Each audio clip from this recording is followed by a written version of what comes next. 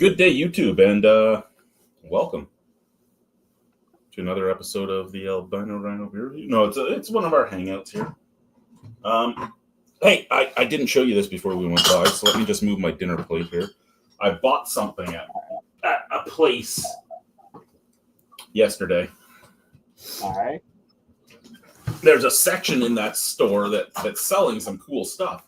It's a fucking road case. Oh. With the butterfly knobs and everything, and it's fully padded. Can you show us the inside?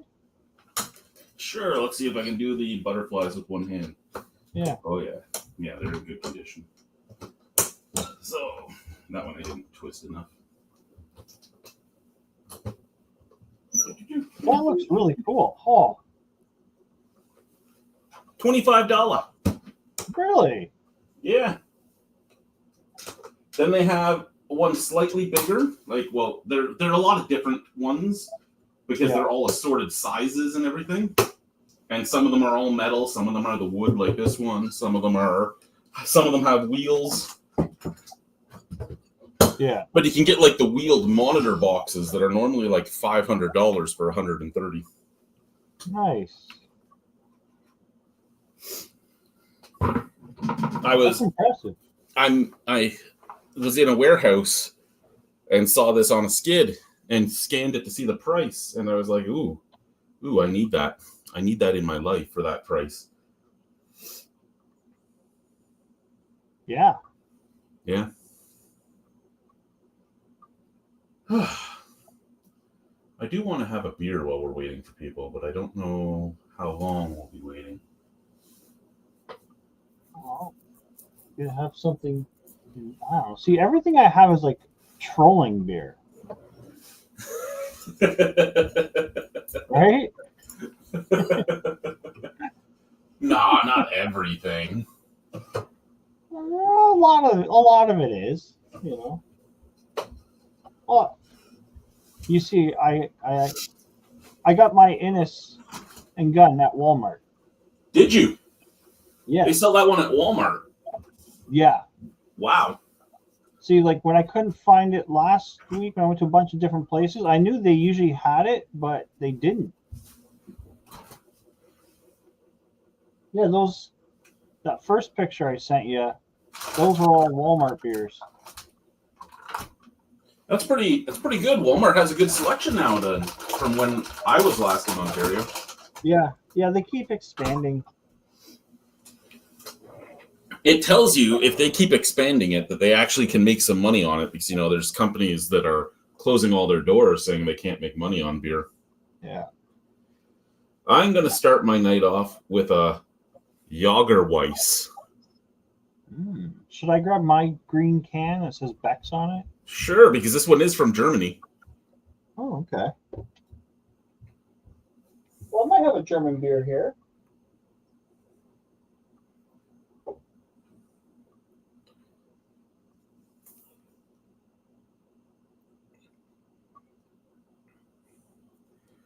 What do we got here? This one. Oh, that's not a bad beer either. I think you should do that one. This one, all right.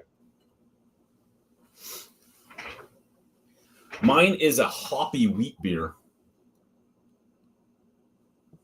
I've never had this one before. Munich Lager. How do you pronounce this one, Chad? I fuck that one up every time I say it to the point that Germans yell at me online. Packer Shore, Packer 4, Packer Star. I don't know. Oh.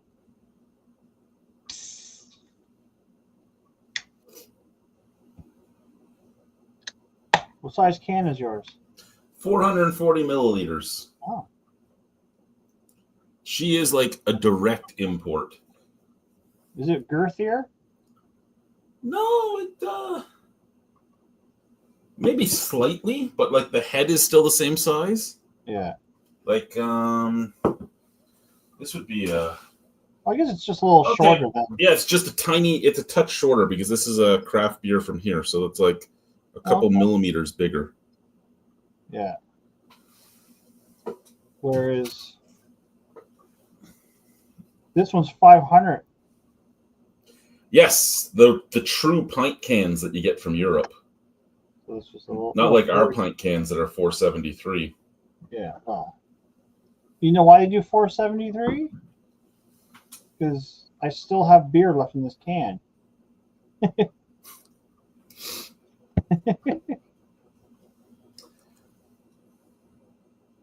Oh. This is a very heady beer. I didn't expect it. Like I drank one of these already out at the fire So my fire pit is rusting through. I probably only have one or two more fires in it before it's done.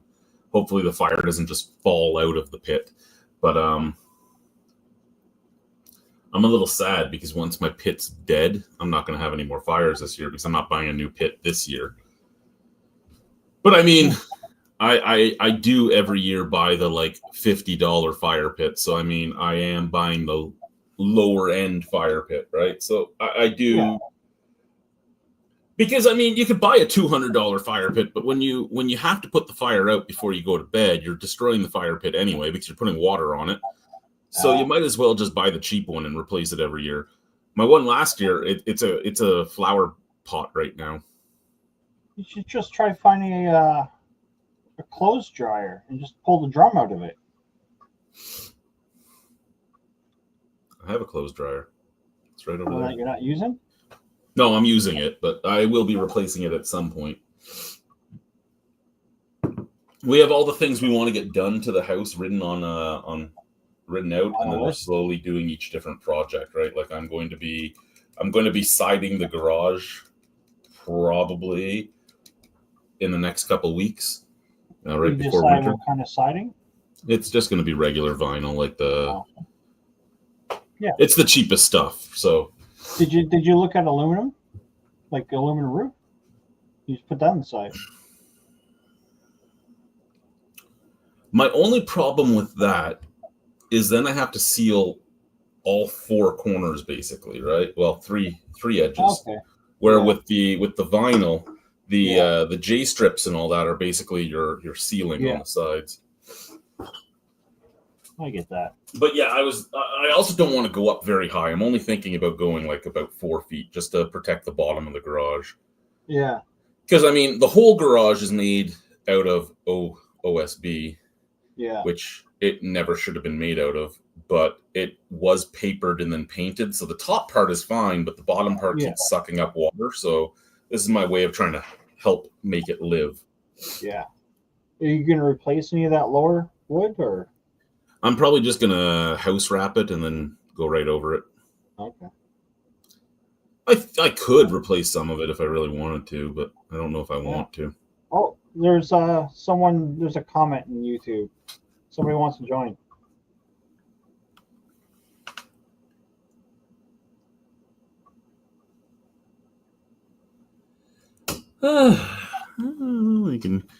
We can give her a shot, I suppose.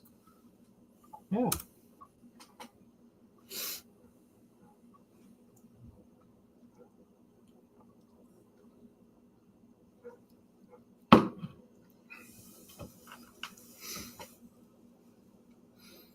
Ticats are losing. I don't even know if the Rough Riders have a game today. I don't think so, because this is the final game of this week for the league. But they might be on a bye week. No, I'll look it up right now.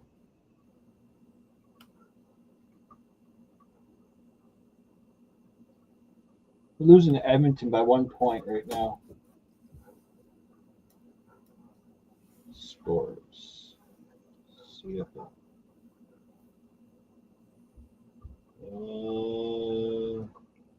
Are the Elks the worst team in the league again this year? You know what? I'm not even sure. Yeah, it looks like the Regina team had a bye week.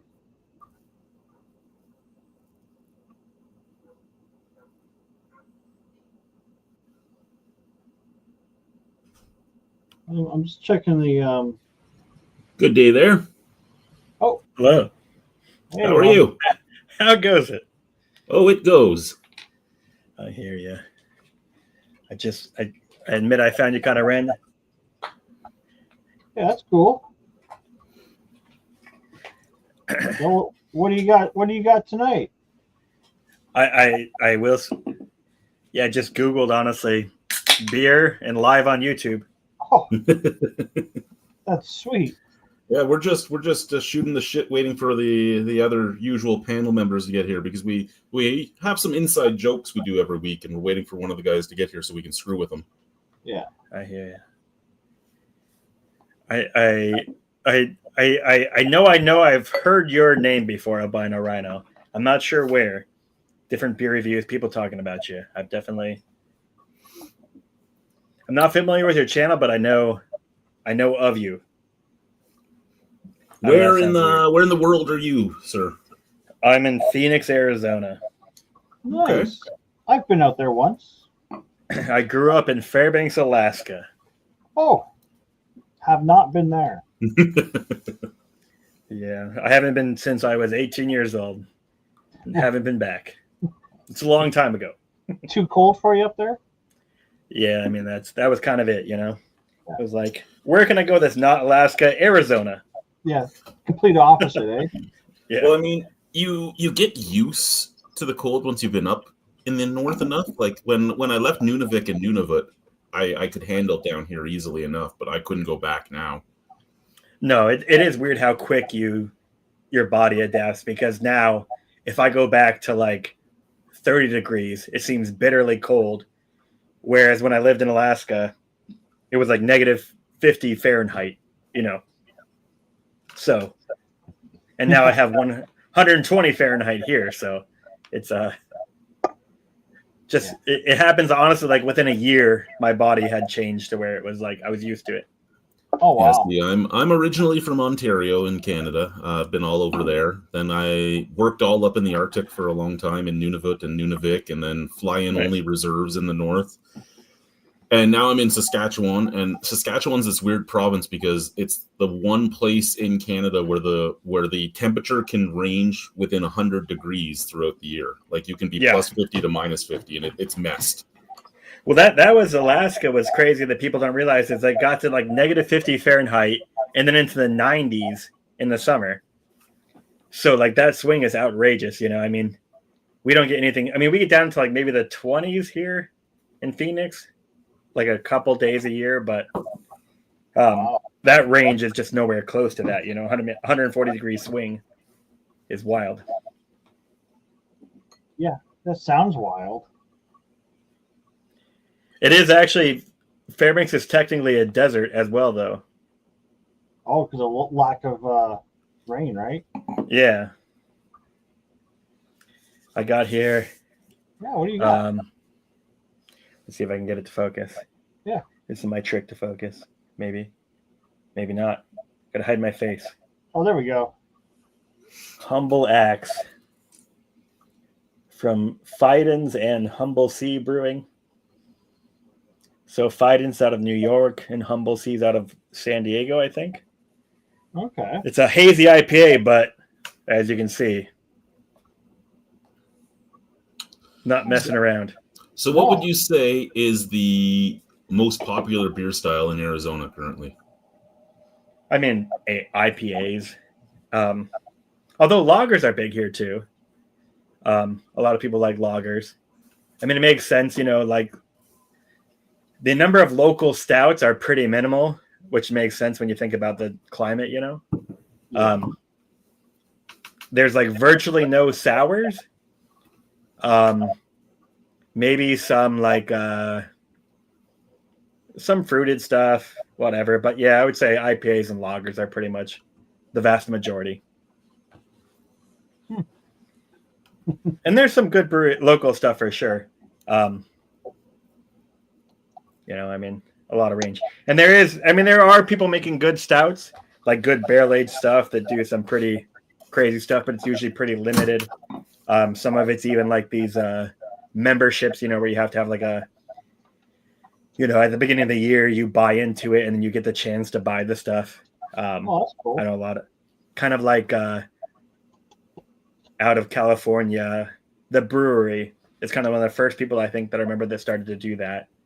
And now there's probably not a lot, but a couple places out here where that's the deal where, you pay $150 at the beginning of the year, and that allows you to be able to buy the more limited stuff from them. And then whatever they have left over, goes to the public. Oh, sounds like a cool idea. Have you been a member of any of those? No, I have not. No. I don't know. I wouldn't mind, but I feel like there's a lot of good stuff I can just get without doing that. So it's always been the thing that was for me. Like there's always those mule train beers where people bring all their friends to buy because it's a limited. And I'm like, they're great beers, they really are. But there's so many things I can get without wasting my entire day or having to spend huge amounts of money to get it. Oh no, who is it? Oh, it's James. Sorry, guys. Well, it's like the idea of waiting in a line for a beer. I can't imagine that, to be honest. Yeah. James Patrick, I do believe, right? That's right. Patrick James. How's it going? Good. How you doing? Oh, no, Is it my internet? I'm a little I hear like robottiness. Is that me on my end? It's probably not. I'm guessing it's the slight little echo that's coming from Brian. Okay, just making sure. I'm giving an echo off. Your speakers do every once in a while. It doesn't matter all that much. Is there a setting I can change? You'd have to go to a certain store and get yourself some headphones, sir. Yeah, I know. A certain store. So you said you're currently in Saskatchewan? I am currently in Regina, Saskatchewan. James would be in Saskatchewan as well, but not Regina. And then Brian is in my old stomping ground of Niagara Falls, Ontario. Huh. Yep. What if you were to name like 3 of the best Canadian breweries, what would they be? Ooh. I mean, I know there's what's it called that has like the Belgian style. I'm blanking on the name. La Fin du Monde and all that. Okay, La Fin du, that's all by Unibrew. Unibrew owned by Sleeman, which is owned by Sapporo in the end. But their beers are still they're a lot like the Bourbon County stouts from Goose Island. The Unibrew beers are basically still the way Unibrew used to make them. Nice. So they're nice. Even though they're owned by a big macro company, they're nice beers. But if that's because I feel like we get like almost no. I mean, other than them and like obviously big macro type stuff. I can't think of like any Canadian stuff we get. I know Moosehead hits some states. It doesn't hit a lot because they're like our Sam Adams. Yeah. So they're a bigger brewery, but they're a small brewery at the same time. I know Steam Whistle hits a few U.S. states as well, but I think they're mostly right along the border. I know Flying Monkeys, a few of their beers has hit the U.S. Flying Monkeys can make some good stuff. They're out of Ontario, out of Barrie. If I was looking at Ontario breweries, I'd probably say Bellwoods, Flying Monkeys, and either Half Hours on Earth, it doesn't exist anymore, or Nickelbrook. But I do have a little bit of homerism for some of these guys because I did work for some of them, or they're really good friends of mine. But they do make some solid damn beers. Yeah. Are those like, if you were to say like your favorites, are those them or just examples? Like, do you have stuff that doesn't come to the States that you think are like a great, just out of curiosity? Well, yeah, there is so many breweries across this entire country that like I've had. The only place I have not had a beer from yet is Nunavut. Now, Nunavut does have 2 breweries. The way you can think about it is if a can of pop is $9 for a can there, what do you think the can of beer costs you? Like so it's not something I've been able to get my hands on yet. Even when I worked in Iqaluit for a week, I never was able to make my way out to get it. So I've never had anything from there, but I could name you stuff from almost every province, every territory. There are some great things. There's some horrible things. Like what I drink the most right now is is usually multinational, but multinational is my Homer brewery because I can walk there in about 3 minutes. And do you find you actually drink mostly Canadian beer or? When I was in Ontario, Ontario has beers from around the world all the time. Oh yeah. So you wouldn't necessarily get everything, but they had something from everywhere. Here in Saskatchewan, it's a lot of just the West. Like you see some stuff from BC, you see some stuff from Alberta, some stuff from Manitoba, very little though, but mostly Saskatchewan. And then you have your bigger stuff. Like I was really surprised to see this stuff from Germany when I went in to pick up our trolling beers tonight for when Jules gets here. Because we picked up our troll beers and I saw these sitting on the shelf and they were all on sale. And I'm like, I've never seen those before. Let's grab them. And they haven't been bad. So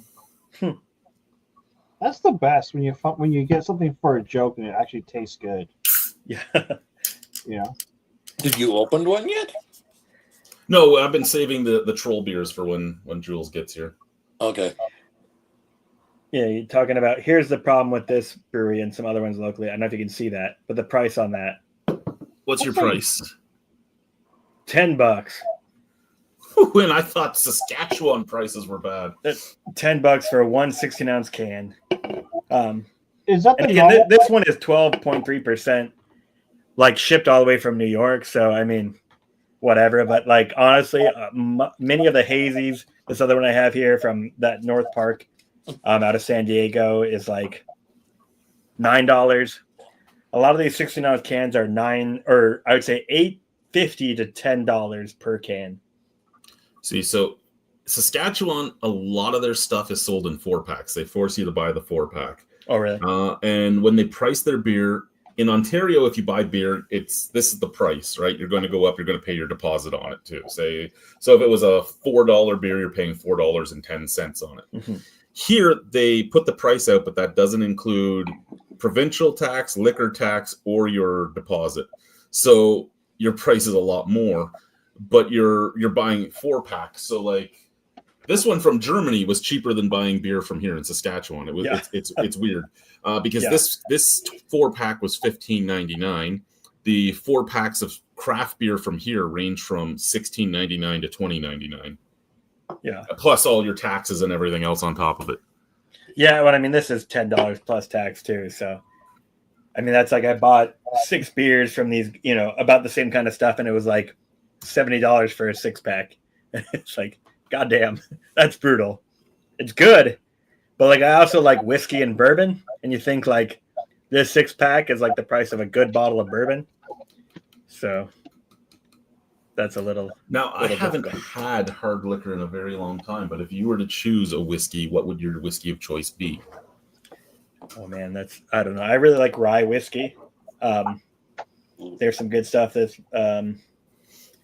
Sagamore out of Baltimore. They're really good. I actually like Jack Daniels, but not the normal Jack Daniels. Like their barrel proof and more limited stuff is amazing.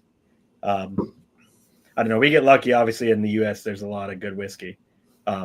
Between the bourbon and rye, and actually because of our shit government, the tariffs and stuff, there's actually more bourbon than ever in the States because they can't export it because of reciprocal tariffs and all that bullshit. So suddenly there's like a flood of great bourbon in the States because no one can export it. So as much as that fucks our country, it's good for me, I guess. Yeah, and like we have some of the rye is what we make the most of up here. There are some great ones. A lot of them are smaller guys. Like Kittling Ridge makes some great stuff, but Kittling Ridge is very small. They do bottle. Well, I don't know where they'd be bottling now that Crown Royal has closed their bottling plant because they were bottling at the Crown facility. So I'm curious where they'd be going now. But they made an amazing whiskey. There's not many distilleries here in Saskatchewan, is there, James? There's Minhas. Don't fucking speak those words. There's Last Mountain? Or it's the one in Lumsden. I can't remember the name of it. It's not Minhas, though. Oh, yeah, they were right near where that brewery was I was going to buy. Yeah, they actually make some pretty nice stuff once in a while. Have you heard of? I think it's a Cat's Eye, or Unobtainium. I think they're out of Canada. They make like typically like light whiskeys, which it's, I don't know if you know what light whiskey is, but it's a deceiving name because it's actually normally like 140 proof and above. Yeah, it's moonshine. Yeah, basically.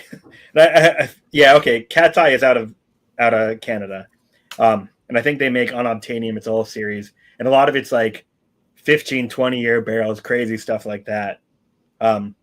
They're supposed to be super good. I haven't actually had a chance to try any of it, but I'm not sure where they are out of Canada, though. Yeah, I'd have to look that up. I've had actual homemade moonshine by a farmer here in Saskatchewan. Yeah. And that stuff, I had the equivalency of about 4 ounces of alcohol in like an hour's time. That is the very first time in my whole life that something has slapped me that hard that I went upstairs, crawled into bed, and I was done. It looks like what is it? Oh, what did I see? Bedford? No, Bettendorf. Oh, Bendorf? Where is Bendorf? Is that in Saskatchewan? What's IA? That's the it says Bettendorf IA. I don't know what that is. That's not Iowa? No. I don't know why I can't find I'm just Googling. Yeah. It does say it's Canadian. Where are they? Oh, it is Iowa. Yeah, it says Iowa, but it says... Oh, no, they make a Canadian whiskey. Okay, maybe I'm just... Yeah, okay, maybe that's what it is. Maybe I'm just an idiot. That's very possible. Okay. Iowa is, in fact, IA. You are correct. Yeah. Okay, so maybe it was some Canadian province I didn't know of. Their Canadian connection is that they buy barrels from Palliser. Okay. So they actually make a Canadian whiskey, but they like bottle it in Iowa. That's what it sounds like. Because I think most of their stuff is Canadian. Because actually Canada has a weird thing where like they have less regulations and rules on what they can do with whiskey, I think, in terms of like what they label it and how they mix it. And like, there's all the bullshit rules in the States and in England or in Europe where it's like, if it's blended versus, Yeah. whatever. Where it's made, where the water comes Yeah, from. and I think Canada's pretty loose on all that. But I think a lot of like really old stuff comes out of Canada that's interesting, 15, 20-year barrels. Well, that's definitely not Canadian Club. Yeah. CC has some good stuff if you go down their big lineup, but their entry level stuff is pretty garbage. And it's just like tequilas. You get the really low grade ones, and then it suddenly jumps up to like $120 for like a 26. Wow. Oh no. Oh, here we go. Oh, Here comes the Number penetrator. 5. This is awesome. I'm sorry, Patrick. There's an Australian joining us. Australian from Well, Wisconsin. he's a transplant. He's not really an Living Australian. in Wisconsin currently, so Wisconsin. That's where I was born. Oh, this is even better. For all my family. Hey. What's going on? What's up, ladies? Jules, Patrick, Jules. Patrick, what's going on there, Bluey? Good day. Is that what I'm supposed to say? Did I? You kind of So I heard blended a together. great Did I? Australian.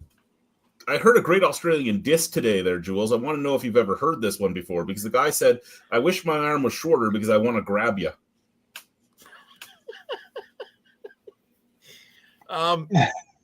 He liked it, so I guess it's good.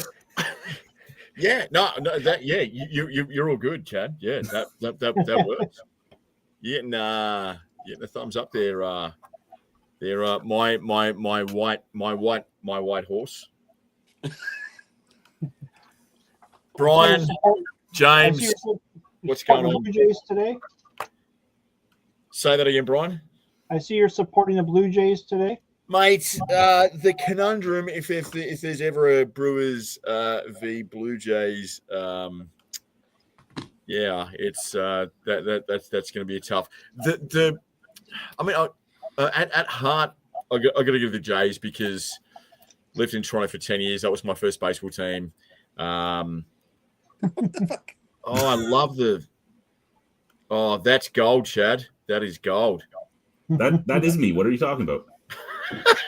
Yeah, dude, you should seriously just leave that up and just talk for like the rest of the video.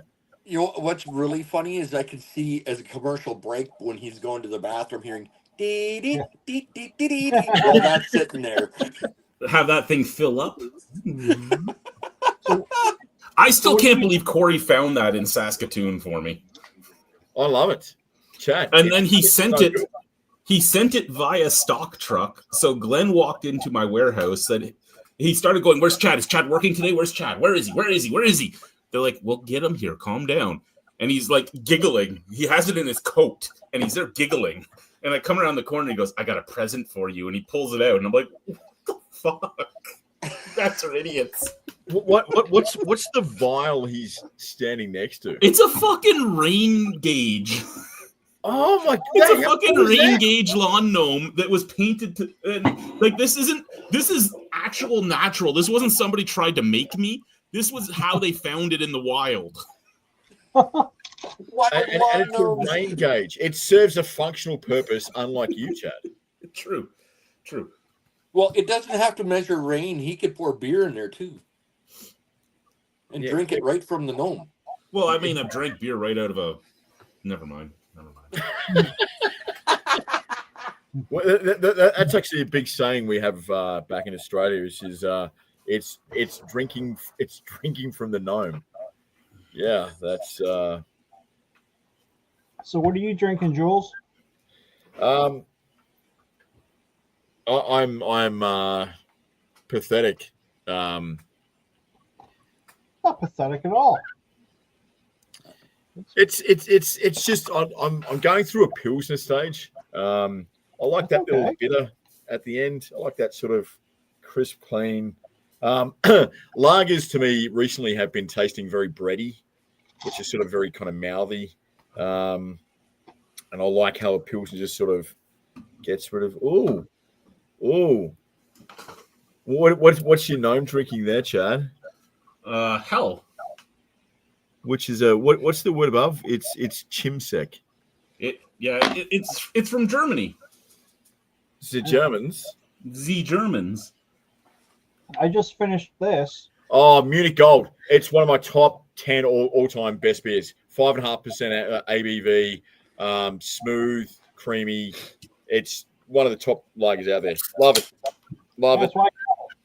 Love it. Nice. Absolutely love it. Oh, there we go. That's you actually look better, Chad. My wife won't let me wear it to bed, though. You know.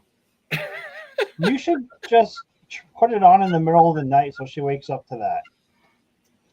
I don't want to get murdered. Dude, if anybody breaks into your house, you don't need a gun. Just put that thing on. Imagine that, eh? You break in someone's house and they have a mask on. And their mask is 10 and they have times 400 bigger. pounds of dog beside them. Like, And the dog's wearing a Jules, mask. Jules, I am also, as you can see, drinking a light lager. Nice, mate. No, nice. it's actually 12.3% quadruple IPA. Mate, beautiful. What's what can you hold the can up again, Patrick? Yeah. It's out of I can try to. I always get fucked up with my focus on my face. I do this weird hand thing. Yeah. Ah, there you go. So it's Fiden's out of New York with Humble What? Sea out of San Diego.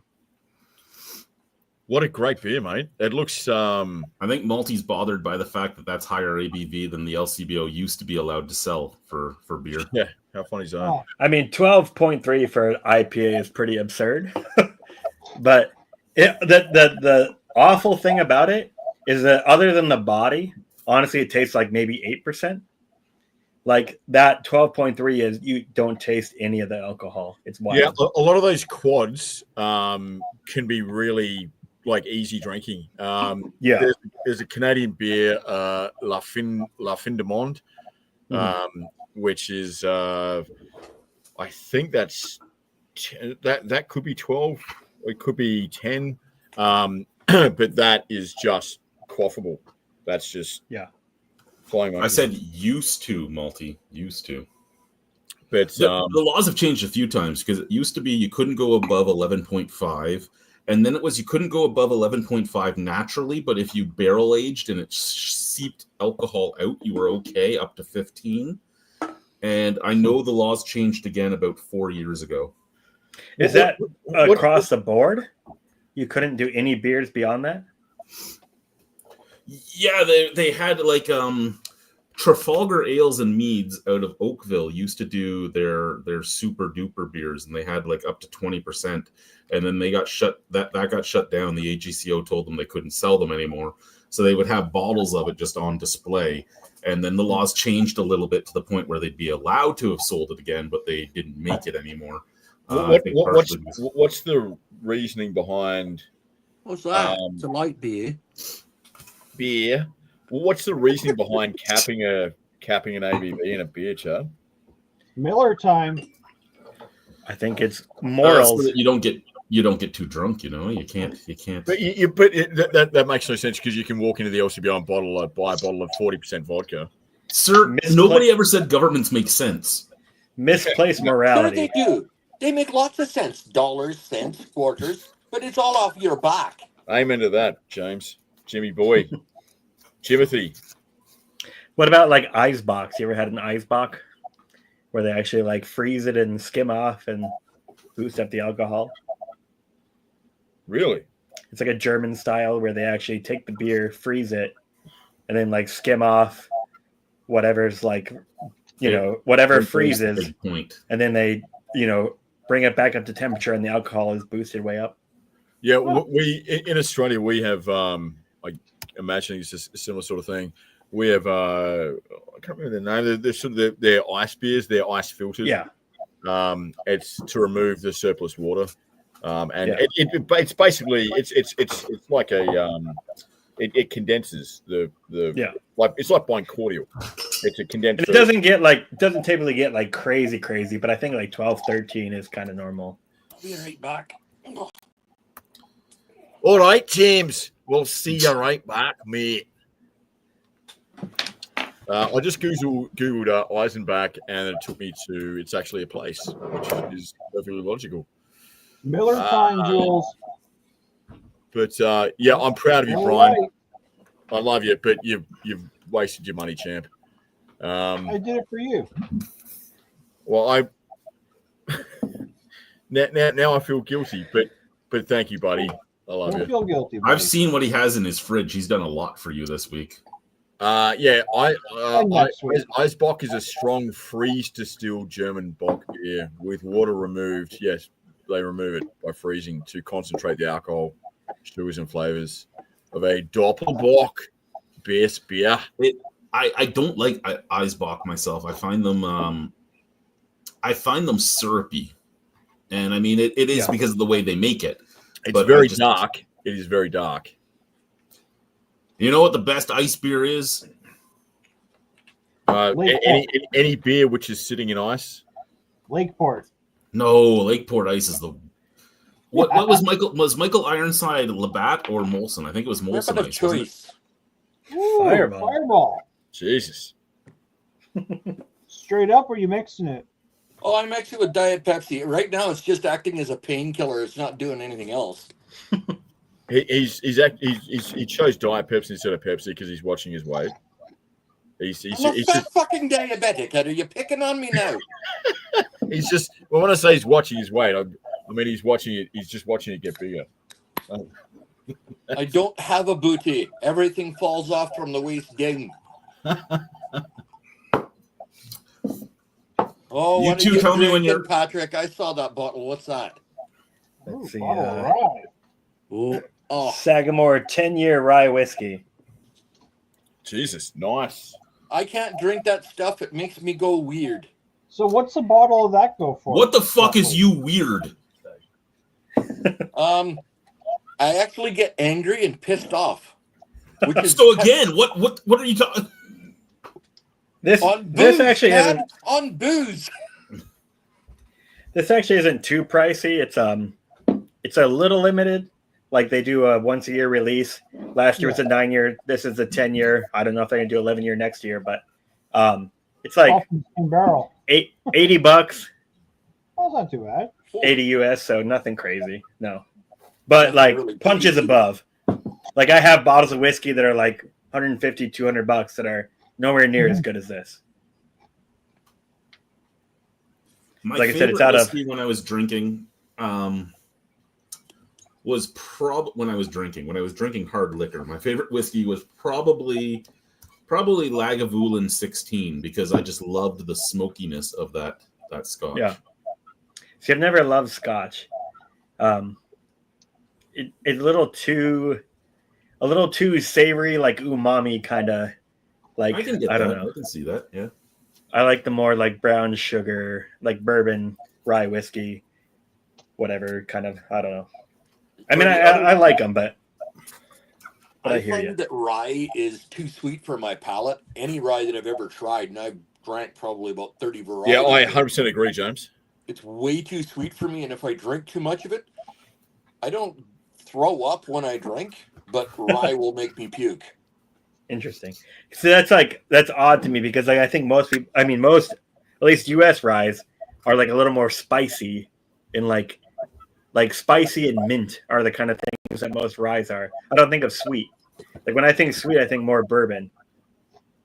No, you know when you take a swig of straight alcohol and sometimes you get the shivers? Yeah. Except that I get a super sweet flavor in my mouth and it gives me like this like whoop feeling at the same time. It's like, wow. See, No, for I me, can't it's my drink that. teeth wiggle. Patrick, what's the difference between, I may be getting confused, I may be thinking bourbon. What's the difference between a bourbon and a rye? I thought they were synonymous.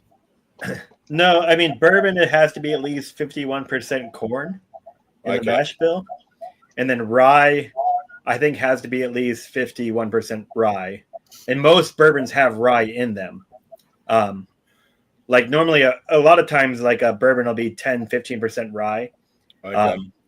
and then rye whiskey will be majority rye. And if in I the mash remember correctly from my time in alcohol school, yay casino, bourbons have to be made in Kentucky. Not Unless really. they changed that.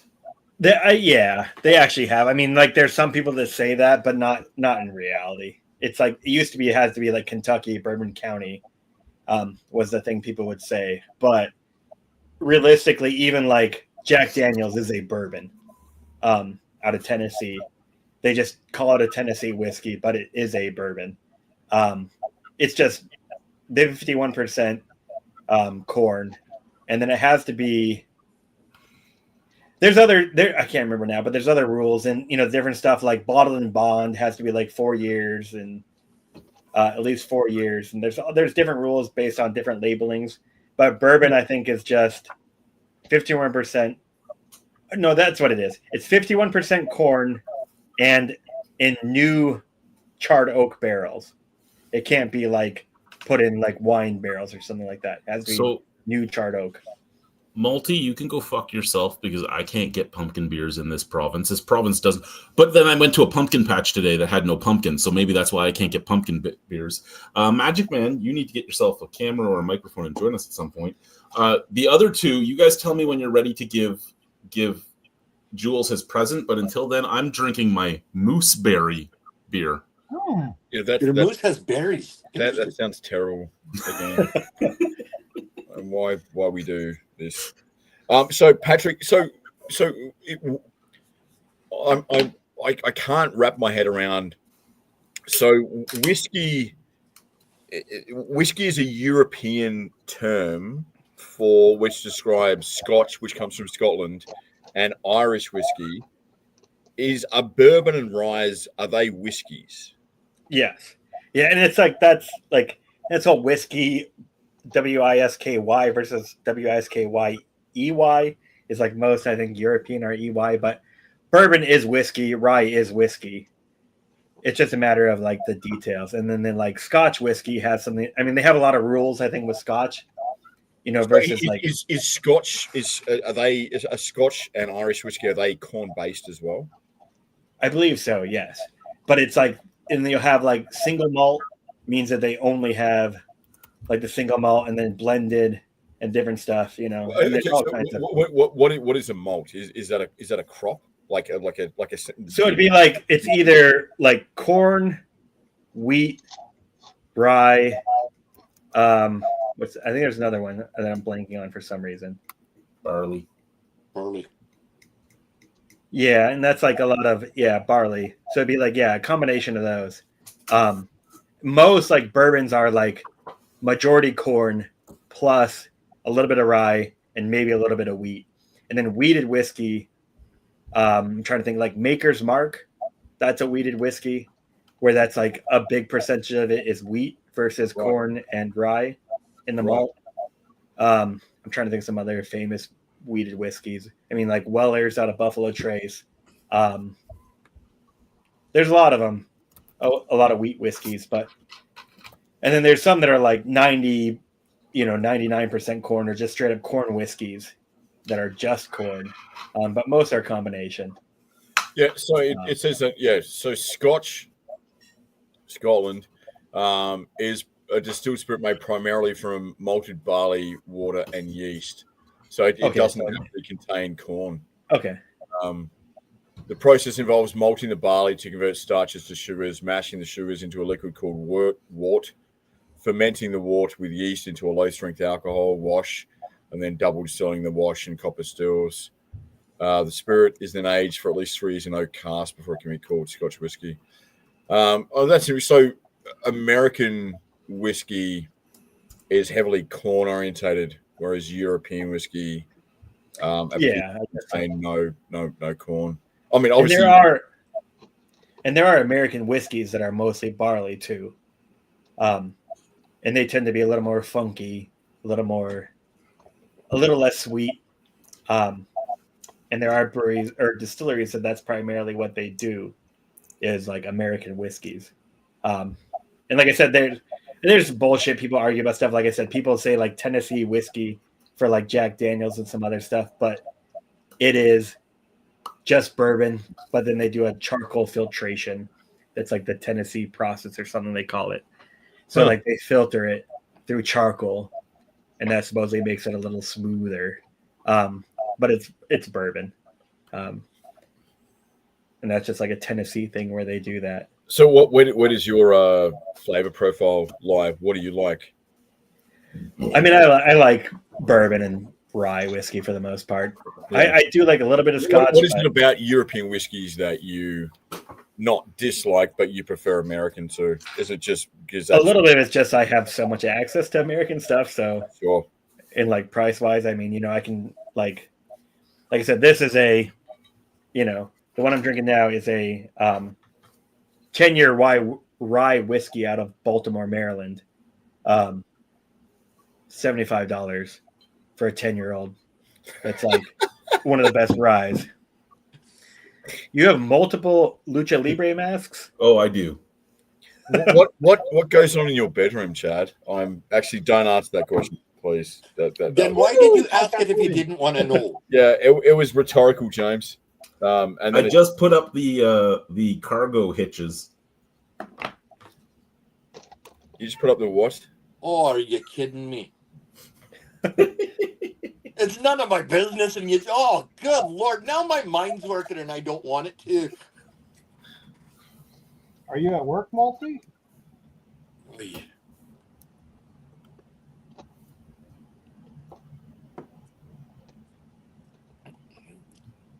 And he's referring to my commentary, by the way, gents. You the other fucking 3 of you are boring as piss.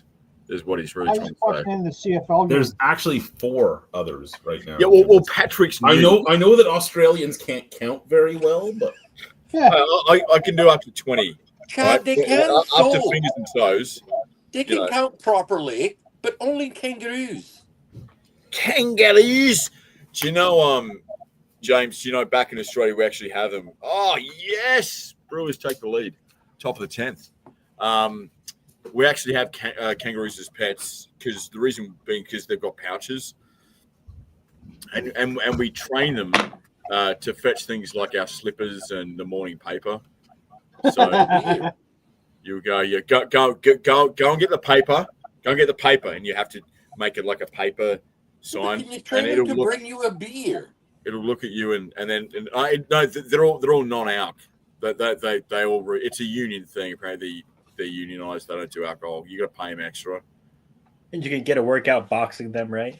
Yeah. It's just a little training. But one of the interesting things that you should bring up, kangaroos. So there are two types of kangaroos in Australia. There are greys and reds. So greys are the smaller ones, and the reds are the big fuckers. And you don't ever want to fuck with a kangaroo. All those boxing things are bullshit because kangaroos, they have two little arms up here, but their feet are fucking unbelievable. Their feet would be 2.5 feet long, 2 feet long. But what they've got is they've got one single because they bound or bounce or jump or whatever to move. So their feet obviously carry a huge amount of weight and push off. So their feet are massive. But they have a single massive one claw on their feet. And what they'll do is they'll walk up to you and they'll rest their little arms on your shoulders, and then they'll use one of their feet and they'll cut you open. Brian, what are you trying to say, Brian? I'm just saying, I'm almost done my beer. Oh, good. Oh, So am I. But yeah, so you don't want just to fuck. let me know which one. Yeah, you don't want to fuck with The one in the glass. And they kind of like lean up on their tail, don't they? They can kind of do that and like kick the shit out of you. Yeah. But they've got this massive, single, huge claw, like a velociraptor. Yeah, basically. like literally like that. I wonder if there's a. But well, I think Jurassic Park velociraptors are big. Real velociraptors are small, but maybe the same thing. Yeah, so big reds, you don't want to fuck with them because they'll cut you open. It's you go speak to an Aussie farmer, and all these boxing videos are. Brian, Drinking some water. yeah, there's water in beer, mate. I know. Don't be Who's a drinking coward. water? Brian, what are you drinking next after your water? Oh, I don't know. I don't drink water. Fish fucking it. You show me what are you drinking? Me? I think I'm drinking this next. Oh my god. You mean that one? Yeah, maybe that one. I only found this one. Oh, well, I guess we can. What the living fuck are we all doing? What? Yeah, Ty Cats won tonight. That's right. Corona's water. Brian wanted water, and Yeah. now You think this is water? Wait till you see the next troll beer. The Jesus Christ. Sex in a Canoe, right? Corona's at best it's a. Oh my god, this has been sitting at the store for a while. Yeah, it's gunky. It's a ladies' beer, which is as That's not a offensive. lady's beer, man. If a lady No, came when up it to me with smells like dress like that. that, she wasn't getting anywhere near. Well, Ty Cats weren't Yeah. playing good tonight, Multi. Well, they kind of were. Ooh, smells like I'm out in the country again. Oh, I knew The there old was a joke. problem when I saw the clear bottle sitting there, because it's been sitting there for weeks, and I'm like, I Yeah. don't want it. But at the same time, we've made this decision to fuck with Jules, so I need to buy That's it. that's the That's the actual color of fanciest it. glass a Corona has ever been in, James. I was getting Patrick. Yeah. It's a good glass because I have a Corona good nose has and I like never- to concentrate the smells. Come close. But that's fucking, whew, that's skunky. Yeah, Brian, just scull it. Just get rid of the fucking thing. I'm going As you can to- imagine, that's very popular here in Arizona, sadly. Oh, It's that's normally gonna be like close in a to- bucket, 10-ounce bottle bullshit kind of thing, like 6 10-ounce bottles in a bucket or something. Well, this is a 710 milliliter bottle, Yep. which That's cost me fine. less than one can of craft beer. That's giant because this is 473, so you almost have twice as much. Yeah, thanks for reminding me. What, It's what, about the size of a This joke is not worth it. It is. It's It is fine. almost. It was fine until I opened the fucking bottle. It's only slightly smaller than a wine bottle. That's your problem. You bought a bottle. I had no You choice. didn't have I cans. know. oh, It was that's this or a gold. 6-pack for like almost $30. Oh yeah. Ryan Well, got- then you buy This two. was Ryan got grossed $5.99. out, he left. He's coming back. He just got turned his grossed camera out, he on. left. He's probably looking for his own Corona. He's So- gonna pull a Jules and walk over to the fucking store.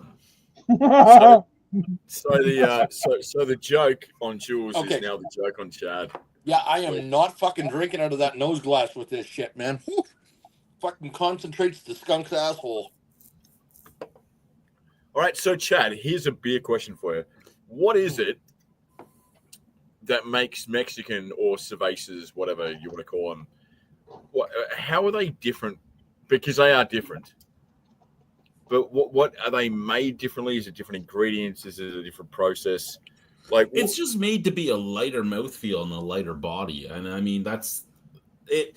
It's basically an American adjunct lager, and that's what it comes down to. I mean, it's just most Mexican beers are made that way because they're supposed to be thirst quenching. They're supposed to be lighter so that you'll drink more because you're in a hot climate. Yeah. However, Yeah, beach this beer, fucking right?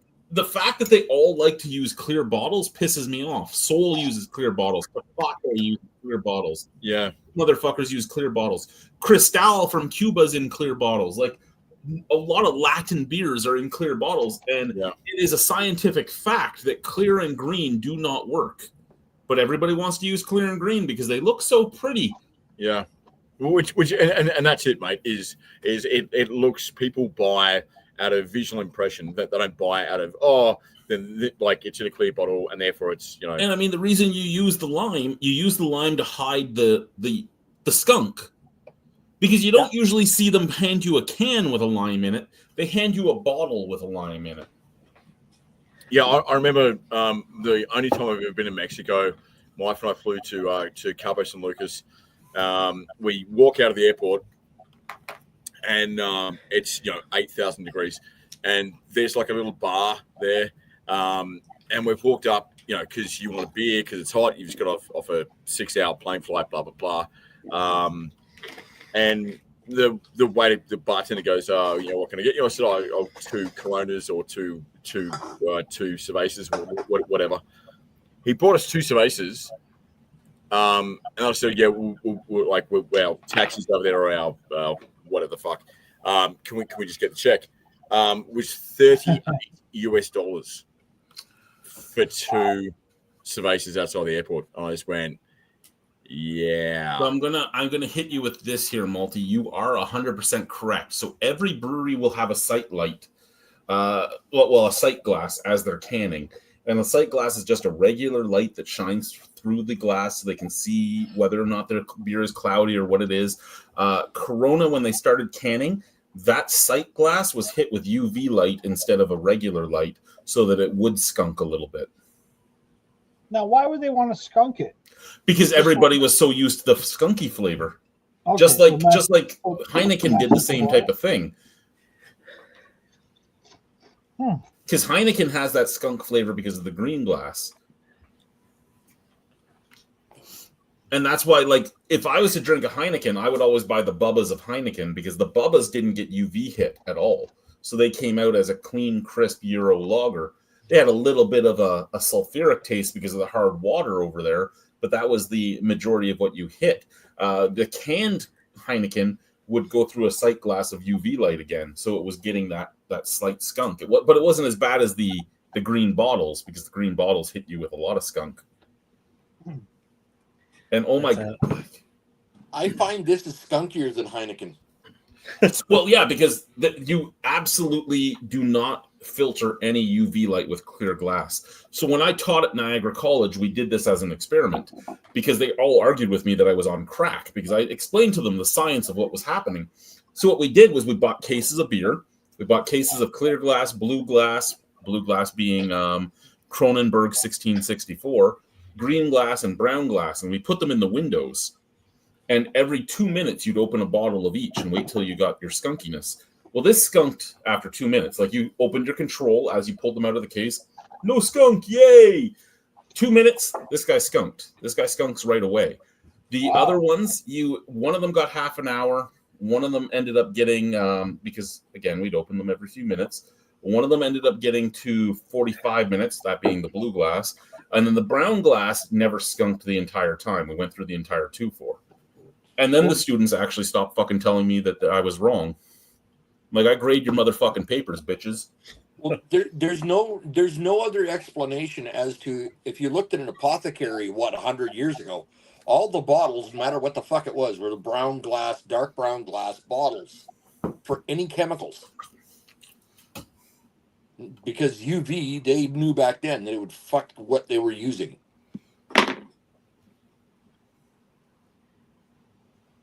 Sorry, grew up in a household where you saw strychnine bottles and all sorts of little bottles, rat poison bottles, fucking everything.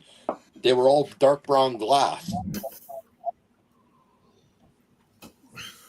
We were taught as children to not drink those things. My kids would fucking drink them.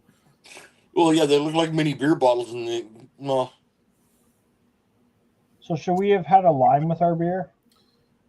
You didn't need one. You have a fucking can of it, motherfucker.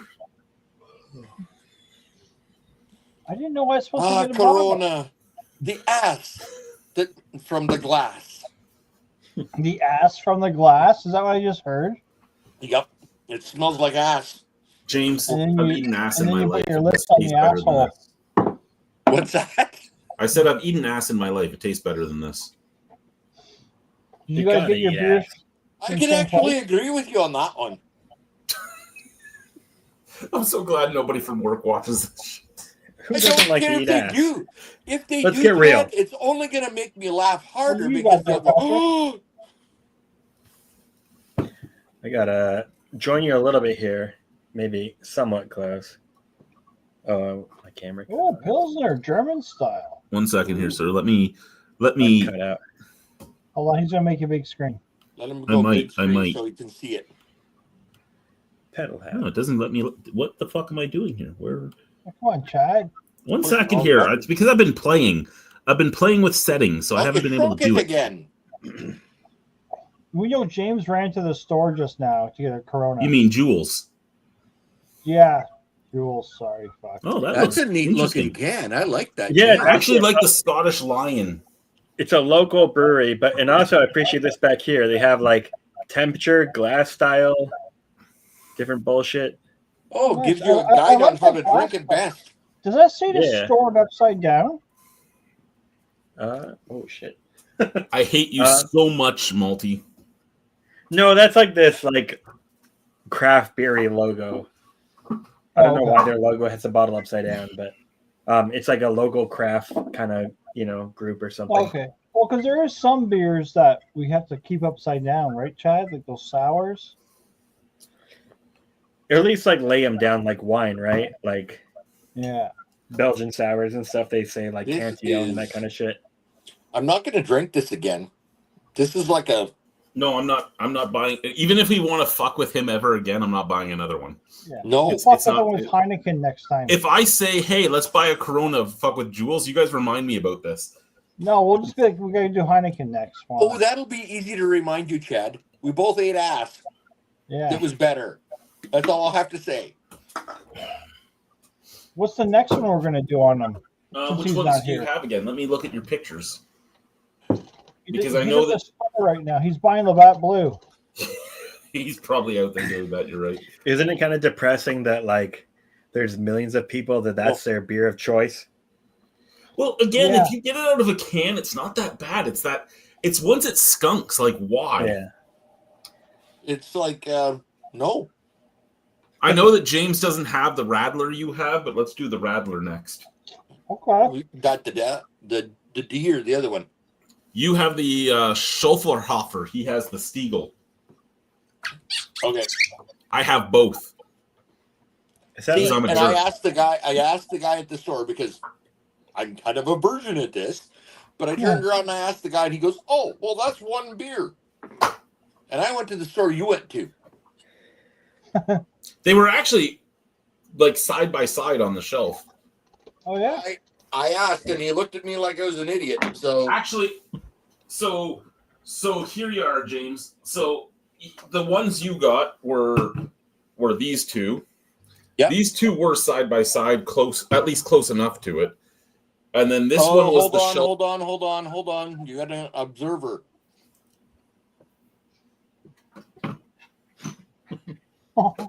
Brian's eating. What Act cool. Hi. I gotta pee anyway. You know what, Patrick? You're new. You're in charge of the chat while I pee. All right. Well, let's say, fellas, how you doing? Shout out here from Arizona.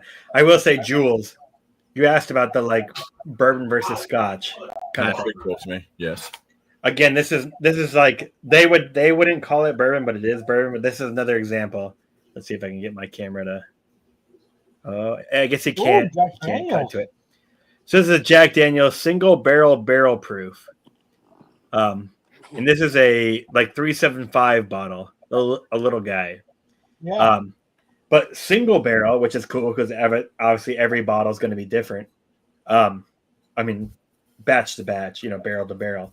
Yeah. But this is 134.6 proof. And like Scotch never gets to that level, What does proofing mean? Why can't we just talk fucking? Okay, so ABV is 67.3. Right. So what doesn't fuck around. So what proof? How do you? Alcohol Proof is percent. just 2 times. I don't know why they say proof. It's just ABV times 2. Right. Okay. So if something's 80 proof, it's 40% ABV. Yes. Yeah. And gotcha. so this is 134.6, 67.3% alcohol. Jesus. So Yeah. that's effectively it's what you would call in your area. Fluid. Would you call that moonshine? Not quite to that level. They actually have 140 proof and above. They call hazmat. Like it's considered hazard materials because I think literally you can't transport it on certain roads and stuff because it's so flammable. So 140 proof is hazmat. That's like a nickname for it. So this is borderline that, but like honestly, Wait, is that That's like the Everclear? 151 rums with the fire arrestor. yeah, but this is like it's so smooth, so tasty. You would never ever imagine. It's fucking delicious. I mean, it's dangerous in that way. Is that But, the like- orange can? No, this is still the fucking Corona I got to put back. Okay. I So fucking that's- chugged that to get rid of it. So Patrick, is it the same with whiskeys that you can get sort of like your quads with beers where you can have an extremely high alcohol whiskey, but it does retain certain flavor characteristics, or when you get to a certain ABV, is it just alcohol? No, not at all. So this is like I said, this is 67% alcohol, but like you can buy a 100 proof, 50% alcohol that tastes way more alcohol, like way more just like that. Oh God, I'm blanking My on the name. stepson brought back some vodka from Poland. That shit tasted like fucking airplane fuel, man. It was just wrong. And that's just it. It's like cheap. It's just cheap versus well made. I mean, that's the difference. That like this, like honestly, most people they would never ever guess as as alcoholic as it is. They would guess like it's just your typical Jack Daniels almost. Yeah. But To the be amount of honest with you- flavor is just over the top. Because Like, like you'll to be get honest more with you, alcohol Jules, burn. What are the characteristics that you get from that whiskey? I mean, this is like brown sugar, cinnamon. Yeah, it's honestly so good. And like I don't like normal Jack Daniels, like the normal, what is it? The like the black label, whatever that's called. Like, and maybe I have bad memories of it, but is there a certain because Holy whiskey fuck. guacamole. whiskeys are barrel aged. obviously, is there a It's particular spicy wood cabbage. which is considered universal to be used, or does each distillery use a different wood to impart different characteristics? No, there's different woods for sure, but I think new charred oak barrels that's what bourbon is. It has to be. Are you trying to kill Jules? So it can't be like reused. But like a lot of scotches will be. What's the issue with reusing a barrel? I think that it has the flavors of whatever was in it before. Yeah. But a lot of scotches will use ex-bourbon barrels. They'll use wine barrels. I mean, maybe not wine. I don't know. So But there they'll is also- a way. There is a way to reuse a barrel and For sure. almost make it new. I actually have a Beerumentary video on it, and it was from DMS Recoup, and it was a recouperage. So what they would do was they would buy used barrels, and they would reburn them, and every different distillery would have a different burn they wanted for what they were making. Wayne Gretzky's distillery would buy a lot of stuff from them. So it would be like you'd buy stuff from Crown Royal or you'd buy stuff from Canadian Club and all that that's already been used. And when you reburn it, you pull out all the alcohol that seeped in and you give it a new char. And then that char level will give the flavors that they want. So, But if you why are you burning the wood? Is that the char is what gives the flavor and gives the Yeah. rich colors to the alcohol. If right? you just use virgin, Yeah, you're only pulling out the flavors of the wood. So that's like Right, when you it's- drink something and you get that like tongue depressor on the back of your tongue flavor, that's virgin oak usually, or virgin Like whatever type Yeah, of wood like they've used. popsicle stick. Yeah. Like, Yeah. yeah. And the burnt actually increases the tannin content, which is a flavor profile that I don't know about animals, but human beings, burnt wood and vegetable tannins, that's why tea tastes specifically different, is the different tannins for each thing. Huh. So you're So going to there end are- up with a charred flavor, gives you an umami with a tannin depending on the type of wood used. And like I said, a lot of scotch actually is like ex-bourbon barrels. And there is double barreled stuff where like the rye whiskey I'm drinking right now Well, actually, from Sagamore, they'll take this, put it in new barrels, and then put it in sherry barrels. Or different wine What would barrels. happen? I wonder what would happen if you used like a whiskey barrel that had been used and then a rum barrel. What kind of flavor? No, profile there would is. you get There's a from lot that? of that. there's a lot of even beer companies that will do that. There's beer well, Innocent Gun, for instance. If Innocent you Gun, yeah. if you bought Innocent Gun original, you were buying Innocent Gun that was aged in a barrel. Like the original was just an English bitter aged in a barrel. It was a virgin barrel, so it was just bringing out what Brian has right there. So you're bringing out just the butterscotch flavors and the oaky flavors and stuff like that. James, you like that beer? You tried that last week. So they That's also a have candy like beer, man. they have Caribbean rum, they have Irish whiskey cask. They that's one of the things they would do, and they would use the same base beer and put it in the different barrels to show what it would do. Now, like Bellwoods, like Patrick asked earlier, a good brewery from Canada. Bellwoods would do a lot of things like Bring Out Your Dead. Bring Out Your Dead was an imperial stout aged in cognac barrels. And then they had like Skeleton Key, which was done in rum barrels. It was the same base beer, but it was done in a different barrel. And each different barrel brings out a lot of different flavors. And what I'm going to say is, What's that? okay, you drink that. Me and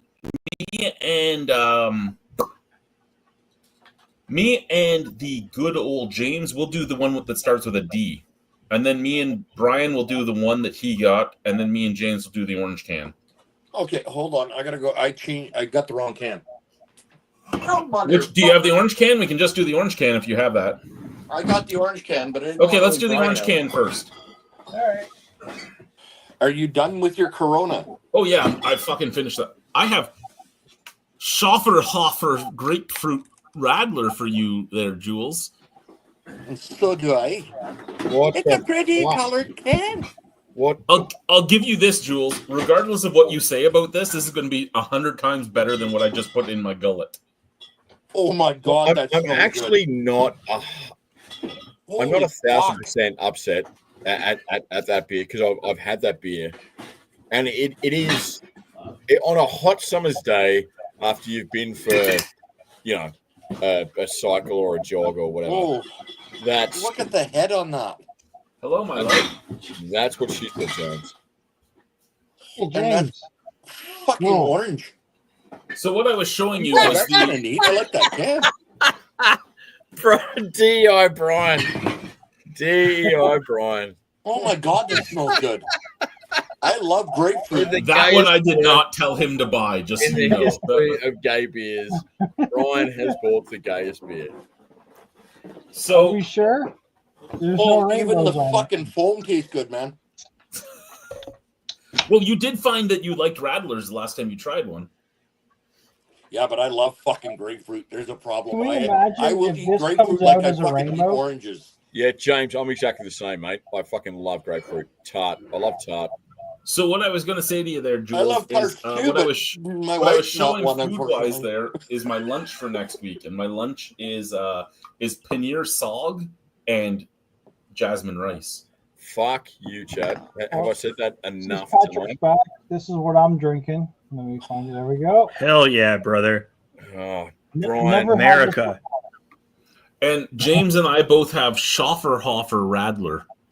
I've had that before. I've never You- had you that Bud Light understand- bullshit. You understand this is not a beer review channel now. This is not. I will give you that of all the Radlers, this is my least favorite of them all. That one also is very old and has been around for a very long time.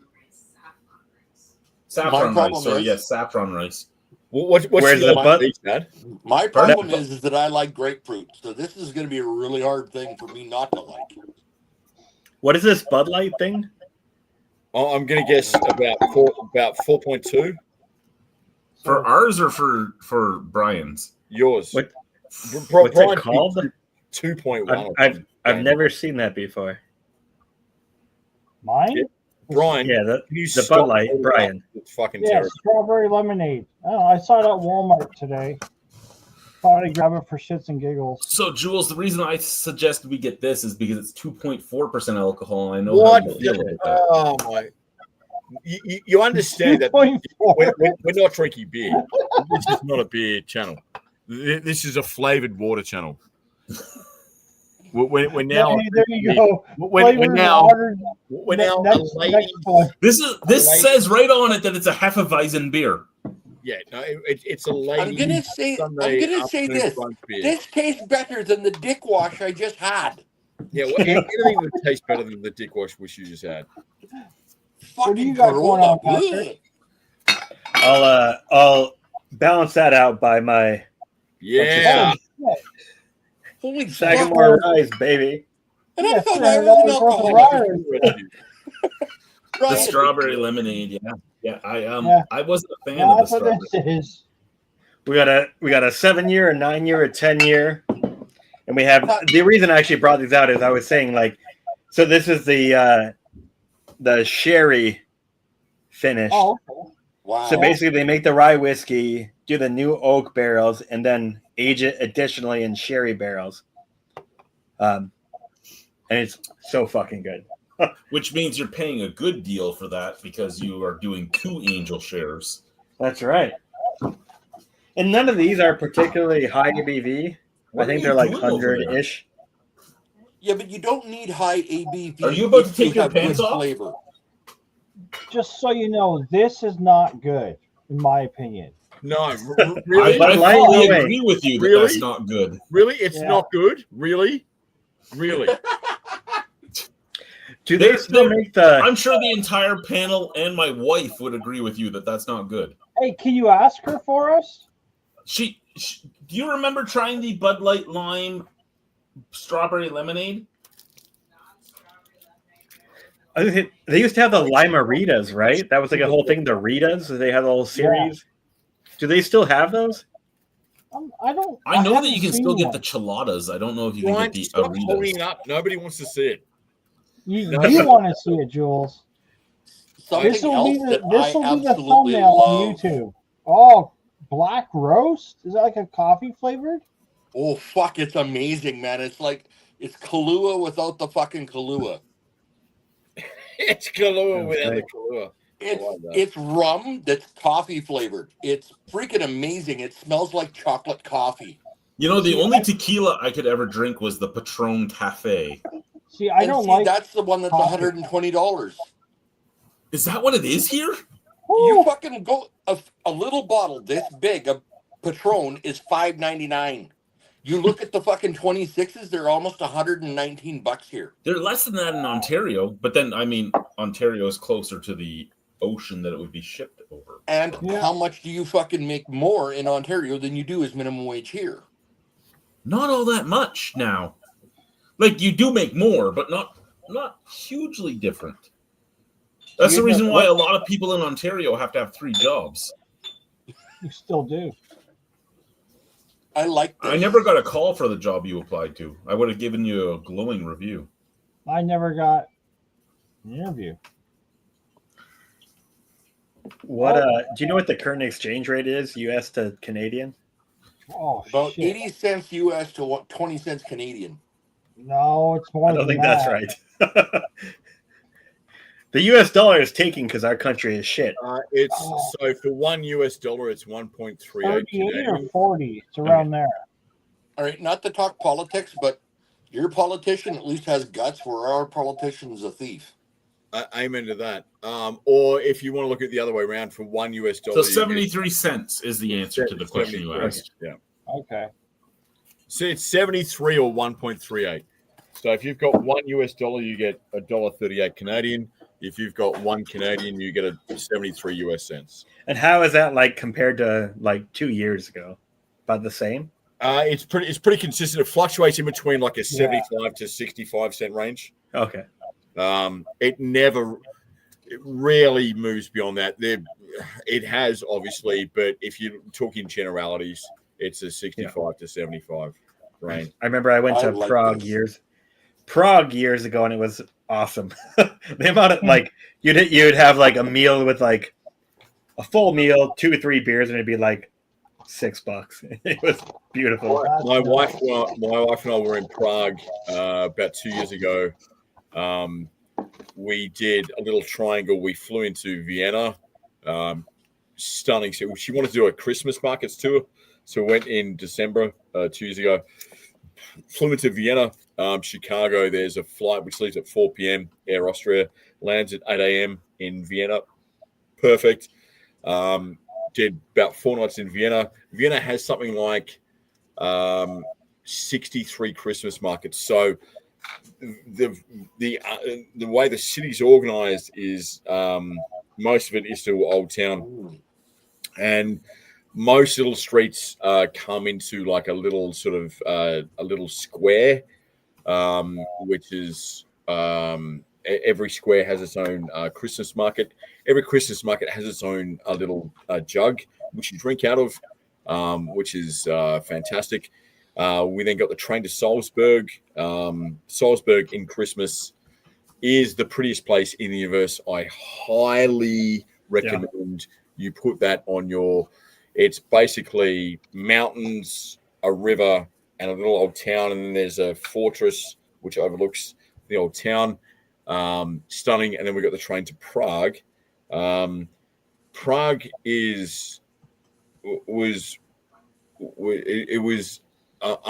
a very surprising. Most people don't have Prague on their radars. Prague is an amazing city. It was, yeah. I when I visited, actually my sister was there like on Fort Exchange. So she actually lived on top of like this super famous beer bar. Oddly, her apartment was directly on top of it. One that like Anthony Bourdain and all these other people have gone to and like done stories about. She happened to live literally above it. Cool. And it was just, I loved it. It was like, if you like beer, Prague is insane. It was literally like every street corner there was at least 2 bars, maybe 3. Sure. And then like you'd go to breakfast and people would be like, what do you want to drink? And you say, oh, I'm not sure. And they say, no, what beer do you want to drink? Yeah. And that it was like literally just all day long. And their public transportation was so good. And the trams and stuff that it was like no big deal, you know, just drink beer all day, have a slight buzz going. And all their stuff is like, you know, $5, maybe 6%. So it's not you're gonna get wasted. So it's just kind of chill and cool. And then just beautiful architecture. And the weird thing is, like, they never got bombed in the world wars. Correct. So there was stuff that's like 600 years old, right next to like modern architecture, and then just that interesting mix. I actually loved it. I love to go back, but it's been a long time. I went And I actually went to Pilsner Urquell, the brewery. Yep. And you take a tour and you go down to the basement, and they have like I don't even know how big, like 1,000-gallon wooden barrel of Pilsner Urquell, and they give you like straight out of the barrel, unfiltered, unpasteurized, and it was so goddamn good. Like one of the best beers I've ever had was that beer straight out of a barrel, a wooden barrel. Yeah. So my wife and I stayed in like downtown in the old city in Prague. So one of the things about Prague is Prague's got the largest. It's a castle, but it's a royal, where the royals still live. It's effectively it's a compound, and that was amazing. And the bridges across the river are amazing. Oh yeah, yeah. All the statues on them. Yeah, and one dates back to like the 11th century or something crazy. But you walk, you go into any. The idea is when you get to one of these beautiful cities like Vienna or Prague or Salzburg, is try and get lost. Like take the little side streets. And my wife and I did that, and you'd walk into like these little old pubs, and a beer would be like $2 or $1.50. Yeah. and you'd sit there, and my wife and I'd have 3 beers each. It's 3 o'clock in the afternoon. You'd have 3 beers, and you get the bill, and it'd be $9. Yeah, it's underneath. And you just go, and you've had 4 hours just sitting, people watching the people go by. Of course, I don't like it. It's the only way I can get dessert. But the thing, Patrick, about Prague, which got me, was all the cobblestones. Yeah, along everywhere. So if for people who don't know, every street it's effectively ice skate. Like in winter, Prague is a nightmare because they have these marble cobblestones which you effectively are ice skating. So you're walking along these. Oh my god, I gotta pee! Oh my god. Yeah. Guess what, Jules? I'll be You're back. the star of the show. I'll be back in a sec. There's a party going on.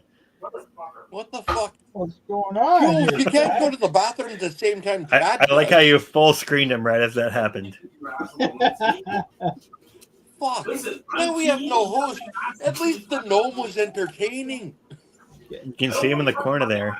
I don't know what's going on, but we can see him. Domestic violence, maybe. Domestic violence. Oh my god. Fucking towel up my ass. Colleen, what are you doing down here? Well, regardless, Prague is beautiful. You Does have that not- been to does Prague. that not be a I've been great to You have Turkey. no water, baby girl. Domestic violence. I went to Turkey about 2 years ago. Oh, the big one's Turkey. coming. Turkey.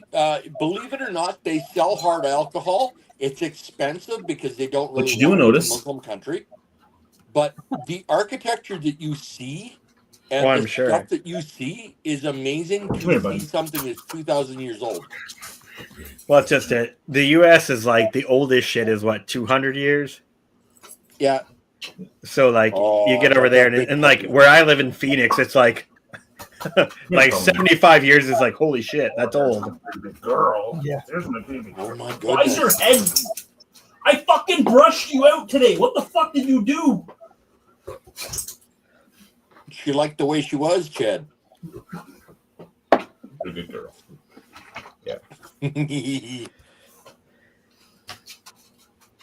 Oh, by the way, just to let you know, Paula has volunteered that the weekend you and I decide to go to that brewery to try everything out, she is our DD.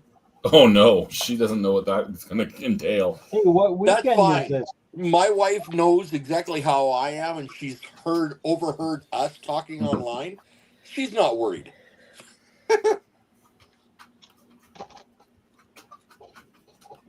Hey, what brewery are you guys going to? Yeah, it's my 170 and 125 pounders. What you doing, Otis? Hey, what you Is doing, this a big boy? Christmas brewery tour where you're Santa and the green? I Green honestly guy? think Chad and I should do a review like that on here. I would love that. And Can Brian, you you stop need to drooling dress all over as an things? elf I can try. in a Walmart uniform.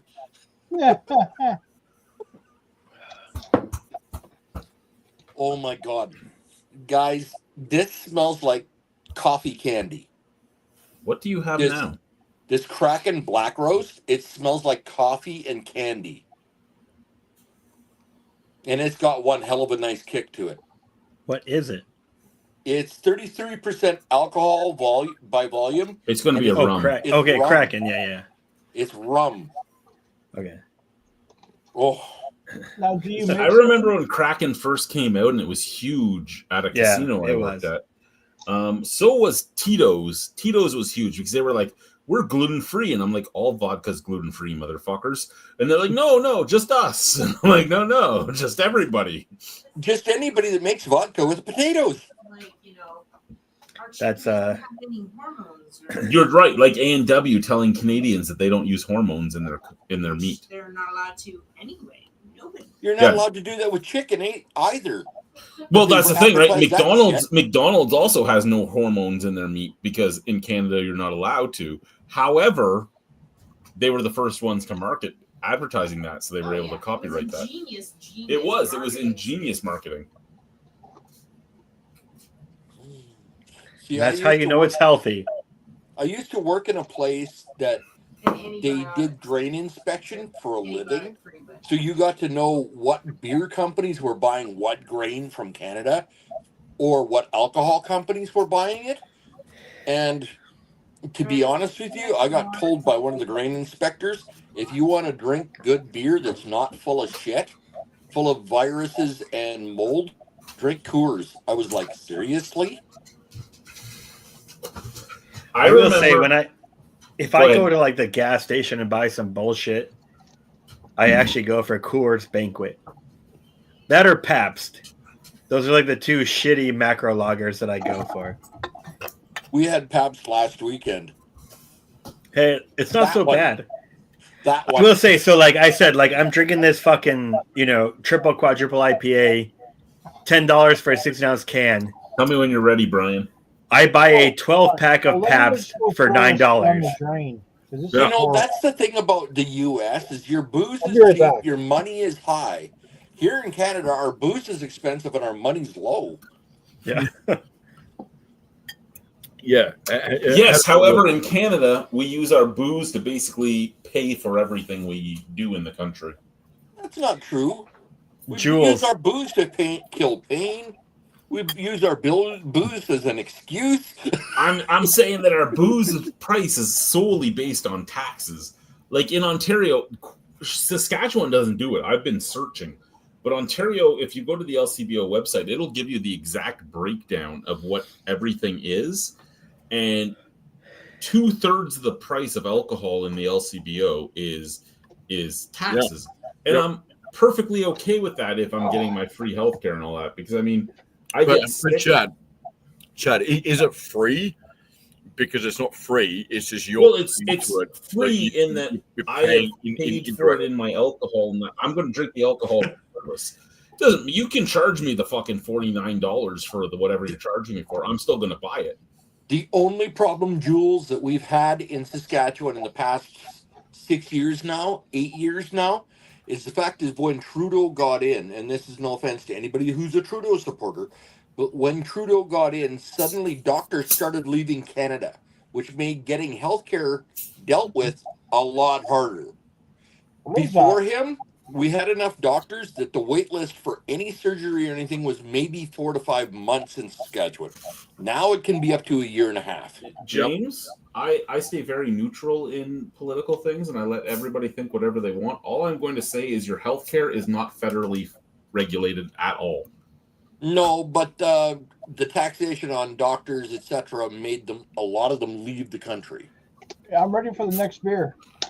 Real quick. So am I. So, Jules, look at what I have here. See Oh, this? what is that, Patrick? Yeah, man. That is a cobblestone from Prague. Get Really? the fuck, That's cool. Literally one that I picked up off the street and put in my Patrick? pocket and Patrick. took home. Patrick.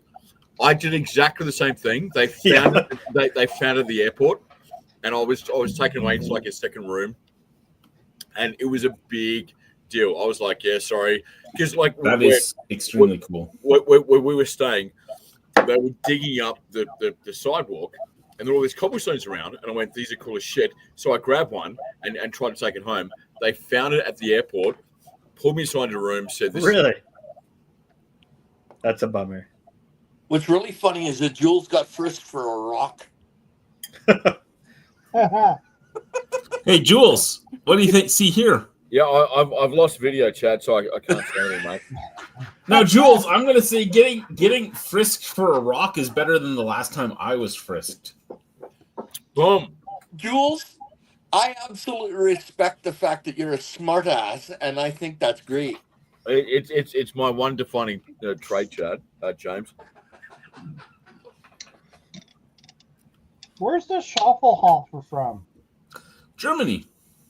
Okay. So did I ever tell you, Jules, the story about the time I was pulled over at U.S. Customs? Which time? The time I got fingers in places I didn't want fingers and hands. Oh. I have not I can't heard that relate. story. So I don't know how many of you have watched the channel long enough to know the different characters on the channel from when I was living in Niagara region. But the Asshole. cantankerous cook, the Reverend, and the man-child and I were all in a vehicle. And there was no marijuana whatsoever. No, there actually wasn't, but we hit the border. We hit the border and we weren't supposed to hit the border. They Who took was the wrong driving? turn. And the man-child was driving. It was the man-child's car. Now, the man-child is a Master Chief Warrant Officer in the Canadian military. We're crossing the border, and as we're accidentally crossing the border, he looks back and says, "We're all fucked." And we said, "What?" He goes, "My kit's in the trunk," which means his gas mask and everything else. And we're like, okay, well, we could get through this. Just be cool, motherfuckers. And we get up to the border, and again, the man-child is the man-child. The cantankerous cook is this giant gothic guy covered in tattoos with a fucking giant bull ring in his nose. The Reverend is this little skinny guy with his tongue split and fucking his ears stretched to here. And then there's me, right? And we're sitting at the border, and they're talking, and they're talking, and they're talking. And they're like, "Well, where are you going?" And the Reverend decides to pipe up because we were talking about this on a Justin. This is how long ago it was. We were streaming on Justin TV like the night before, and he's like, "We're taking him back to the albino farm." So we got pulled into fucking secondary, of course, because why the fuck wouldn't you? And they open his trunk and see the gas masks and shit. And he's like, "Well, I'm in the Canadian military." And they're like, "Well, give me your badge number and all that shit." And he's like, "I don't give you this shit. You don't need it."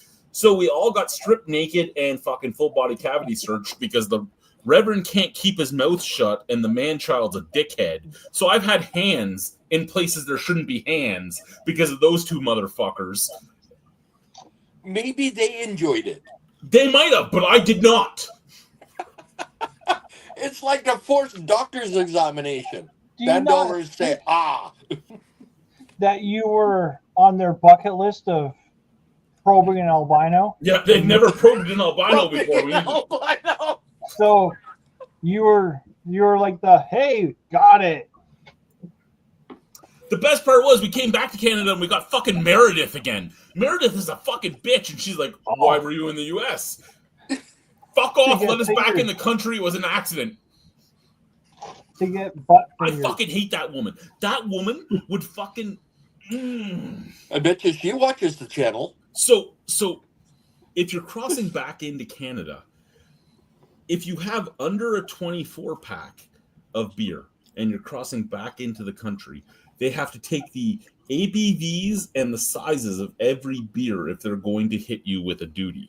Because technically you can't bring anything back, but they have a flat rate for a 24 pack and they have to do the math on anything under a 24 pack. So every time we would come back to the country, because we would go across the border to Buffalo to Consumer Beverages to buy alcohol for the review. One of the ways we had so many American beers on the channel. And every time we'd cross the border, she'd be like, how many beers do you have? And each one of us would have bought like 20 just to piss her off. And she would always send us back to secondary to get checked. And every single time we went to secondary, they would ask us how many beers we had, because they would be given the list and we'd tell them the same thing. And they're like, who was your border guard? And we're like, Meredith.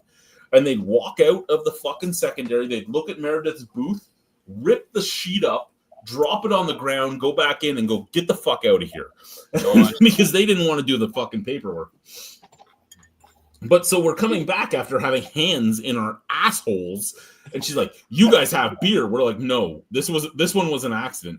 No, you have beer and you're not telling us. We're like, we fucking told you every single time the four of us fucking idiots have crossed this border, we have nothing. And she sent us to secondary. And they're like, well, we got to go search your vehicle. And we're like, well, search our vehicle. All of our asses hurt. We don't care if we have to stand. Fuck Meredith. Fuck Meredith. Fuck Meredith. Dang. Rainbow Bridge? Yes, the fucking rainbow. Fuck Meredith. You like to hear a good story? It's Patrick, funny. you're going to learn we're all like this a little bit. We're all a little dysfunctional here. So a bunch of years ago, You don't I like went to the Meredith. I know cottage. that. I went over the border, brought back a 30 case of Molson Canadian. Got dinged by her. Only to find out an hour beforehand, my parents had gone over and brought me back a 30 case and got dinged by her. I got dinged You both twice. got dinged by Meredith? Yeah. For 60 cans of beer in an Fucking hour. Meredith. Fuck Meredith. I fucking hate that woman. She's the worst. So honestly, when I was Yeah. living in Canada, I was in Canada for 10 years before I met my wife, working there. I would commute a lot between obviously Australia and Canada. The border guards are effing assholes. They are just every No. single time. When you live in Niagara Falls, they're not. Because it's local. It's just to us, we're driving over a bridge. Sure, but if you go to Vancouver, and I'm not saying they're not just doing their jobs. I mean, Australian customs versus US versus Canadian, even US were much more tame. When I go to the States, they'd be like, "Hi, what's your purpose for visiting? How long are you going to be? Blah blah blah." The Canadians were there was an aggressiveness to it, which is the antithesis of Canadianism. I think it depends how far you drove to get to the border. Like me, when I think, I drove 5 minutes to get to the bridge. This is flying into Vancouver from Australia. How many drug carriers do you think are going to go? Let's ship. Let's get Julian to swallow 14 condoms full of cocaine and pay for an airfare to Australia and then to fucking They know you have a pouch. Yeah, boom. that's true. The economics just aren't there, and they would still be like, how long are you going to stay for? I mean, it wasn't the questions, but there was a degree of aggressiveness. Like even my buddy, when he came to visit me when I was living in Toronto, and he flew in from Sydney, he just made an offhand remark. He was like, geez, your border guards are really aggressive. And I went, yes, they are. But it wasn't sort of an intelligent, let's find the criminal. It was just sort of an interaction and it was an unnecessary level of personal interaction. What have you come back down the stairs for? Are you trying to break your hips, you motherfucking giant dog? Go Oh, upstairs and do your job. Chad, we want to see dog. We want to see dog. He's over there. Come here, Otis. Come here. Otis, come here. Otis. Come here, buddy. Colleen, I didn't call you. You were upstairs, bitch. Here's Otis. We can. Otis. Okay, Colleen, come here. Good girl. I think Aw. the airport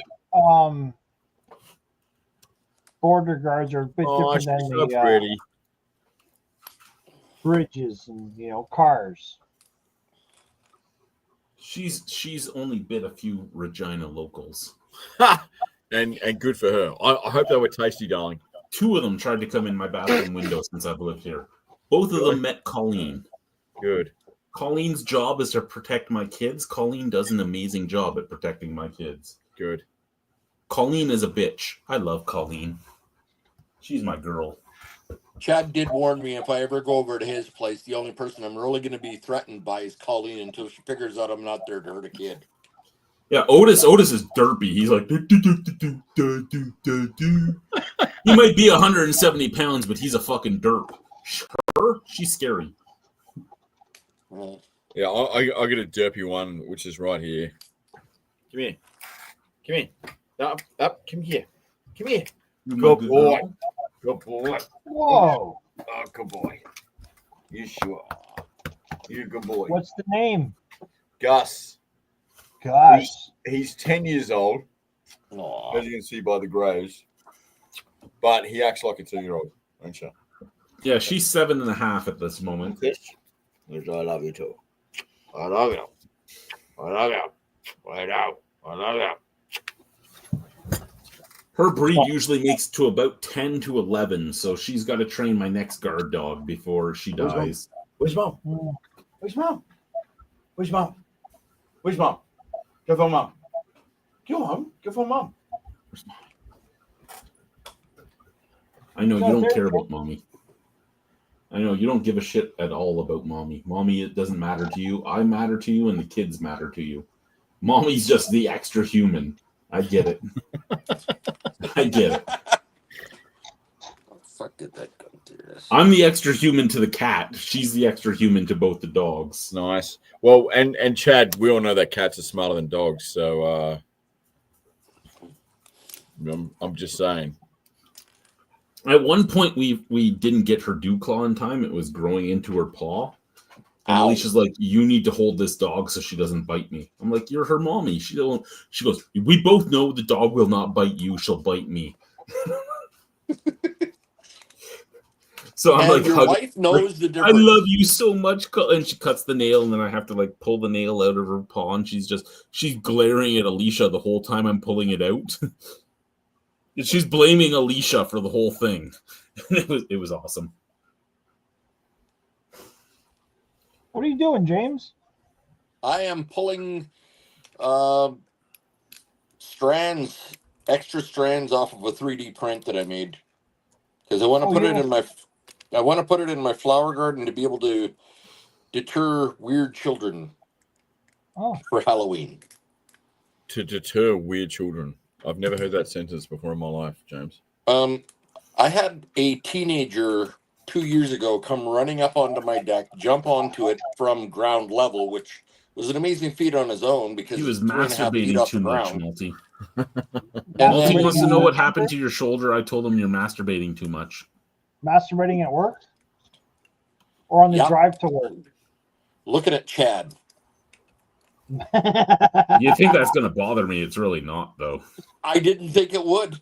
Sweetie. Ooh.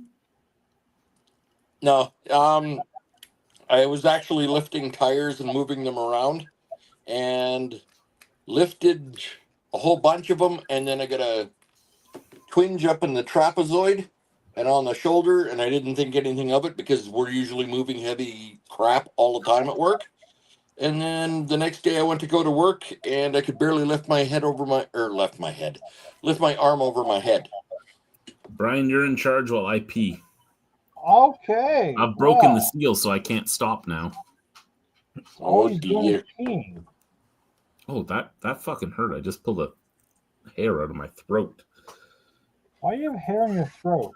What were you Oh, putting in fuck, your man. mouth? There is like 2 spots on my body that is not hairy, and they're not spots you would expect. Like my wife has albino hairs coming out of her mouth all the time. So you're Oh, like a Jesus, sheepdog. Chad. You're a sheepdog. Oh, I'm a fucking asshole for thinking that shit. Okay. So when do you guys start doing your Halloween decorations? I try to do them all year round, but this past year I haven't had a lot of time to do it. So Okay. just got a 3D printer that's last late winter, and Okay. my wife finally let me to start printing what I want to print. Nothing creepy. Well, too little, too late. You know what that means. That's code for no dicks and balls. Oh no, I don't make dicks and balls. I'm more of a skull person.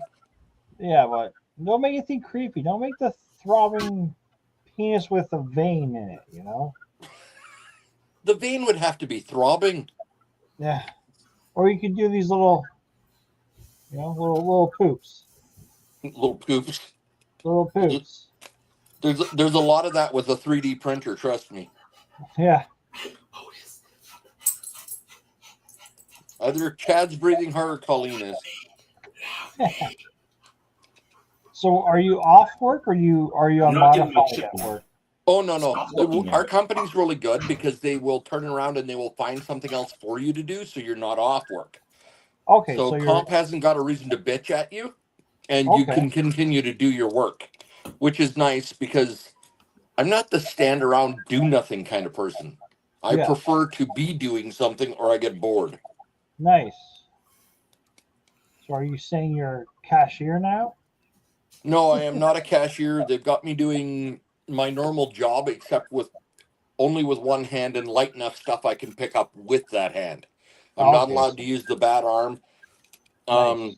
Even my physio went and said, I don't want you using your bad arm until we have everything figured out, which I Nice. ended up sending all the technical stuff into work today, and I'll give them the actual original form as of Monday. Okay.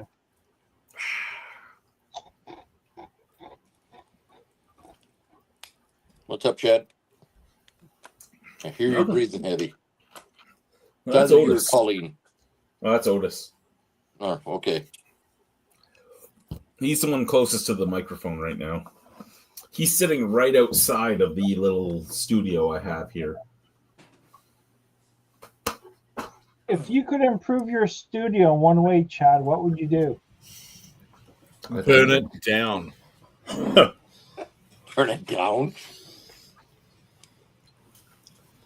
From the ashes, like a phoenix.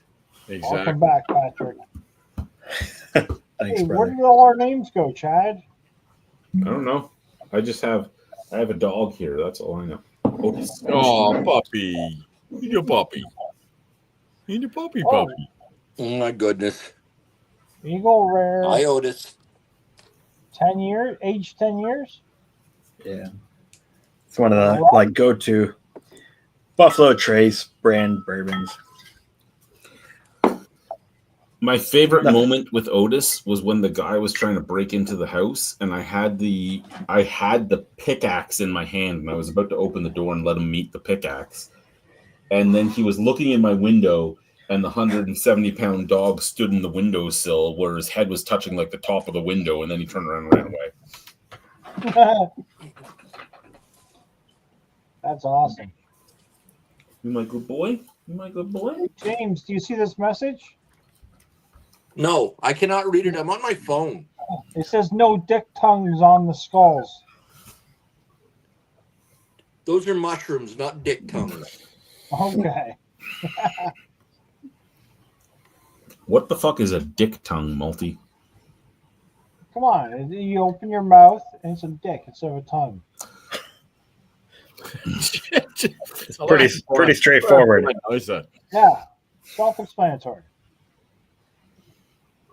Did you see the cock and balls slippers from Spirit Halloween? I saw your photo. Did you get them yet? Like No. I said, inappropriate for giving out candy to children, but to each their No. own. It's inappropriate for the 13-year-olds. Anyone under won't really clue in.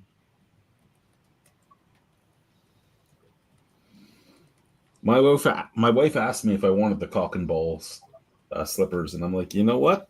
Do it. Give them to me for Christmas. I'm good. Nice. Oh, sorry. My bad. Who's a good boy? Who's my? Hey, You're supposed to be upstairs I'm protecting the house, fine. mother. Why are you both down here with me? Why Everybody's upstairs. The kids are upstairs. You're not protecting the kids. This is what you get fed for. So, Patrick, out there in the Phoenix area, what's the popular beers like if you go to a bar? I don't know. Okay. Genuinely, I do not know. I mean, there's some local stuff that's pretty popular, but it's probably the same bullshit as everywhere else, for the most part, to be honest. Okay. I mean, there are some locals that are. What's that? No, I say it's just curious. That's all. Yeah, no, I mean it's honestly probably like 90% the same bullshit that's everywhere else in America. Yeah. What's the Bud current Light. on tap at your work, Brian? What isn't on tap at my work? I'm just I curious know. because Oh my you usually God. only have 6 taps. So I'm curious if it's changed since I stopped working there. Oh fuck! Let's see here. Let me see what you got. Stella, Heineken, Coors, Molson Canadian. There's a Belgian Moon.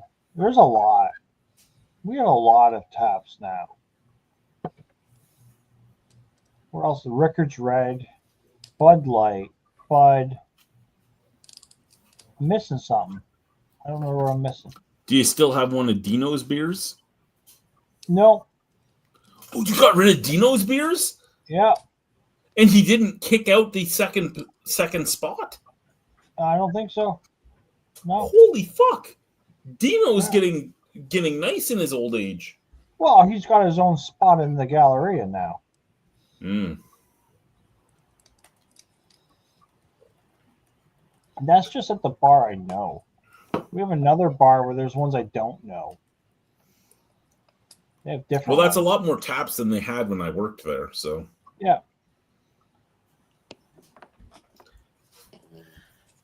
Yep. and 3 of the 6 taps when I worked there were all Dino's. Oh, there's like fucking 8 taps now at the one bar. There's four towers, and they don't all have the same ones. So Do they still use the donut? The Berg system? yes. Yes I and no. hated Yes the and Berg no. system so much. For the last while, they haven't been berging them. But the draft towers are still, half the draft towers are berged. What does that mean?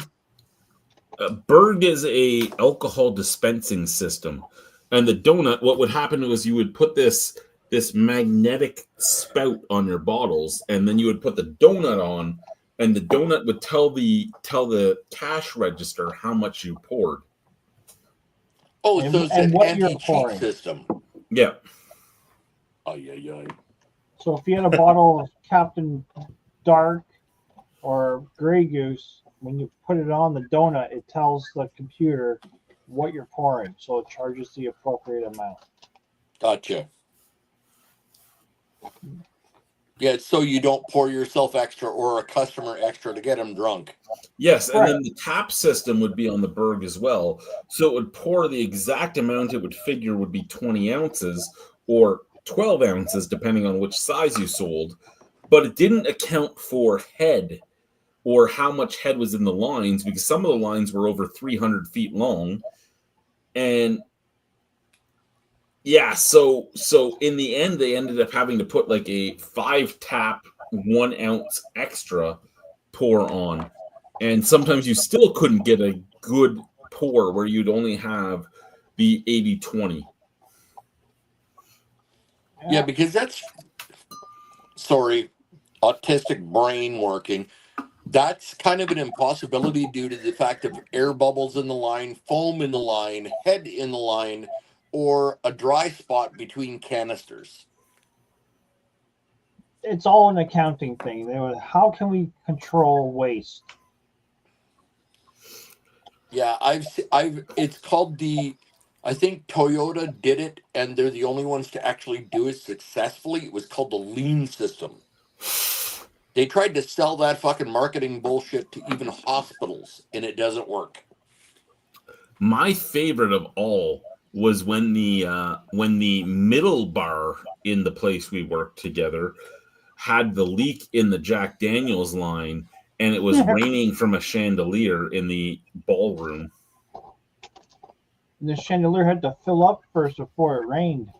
True, it did fill up, but that was like 30 bottles of Jack Daniels that ended up emptying. What's the old saying? Making it rain? Oh man, I was like, I would just stand under there with my mouth open. They're like, "Do you know what's in the ceiling here?" I'm like, "Do you know how fucking Irish I am?" I don't care if it's potatoes. I'm drinking it. This is what it is. It's just called the Reclaimed Skull. It's somebody else's print. I just printed it off today. I want to sit it in a dead flower garden and paint it. That's cool. It's mushrooms growing out of a skull. So once I get it fully colorized, it'll actually look like something instead of nothing, like a big lump of white. Are you gonna put eyeballs on I it? take it you have a 3D printer then. Yes, I do. And that's what I sent you the other night when you turned around and you showed me those floppy disk players that you could play music. 3D printers, you can actually play music on them via using the motors because they are harmonically tuned. That's cool. So how long does it take to print something that big? This, because of the infill, if it was more hollow, it would take less time, or less thickness of wall, it would take less time. But this was 6.1 hours.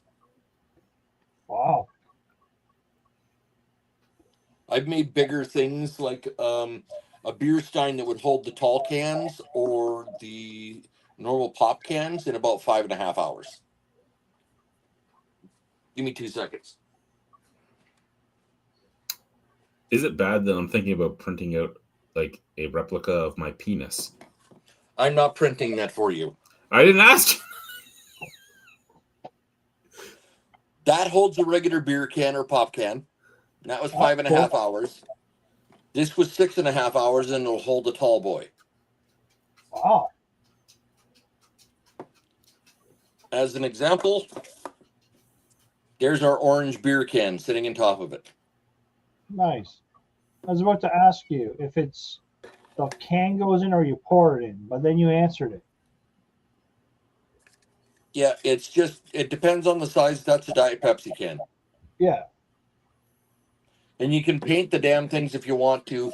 If you're going to do that, use primer and spray paint to do whatever.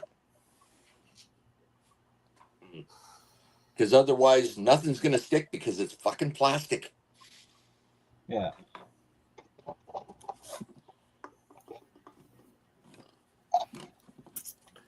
Apparently, Multi likes your stuff.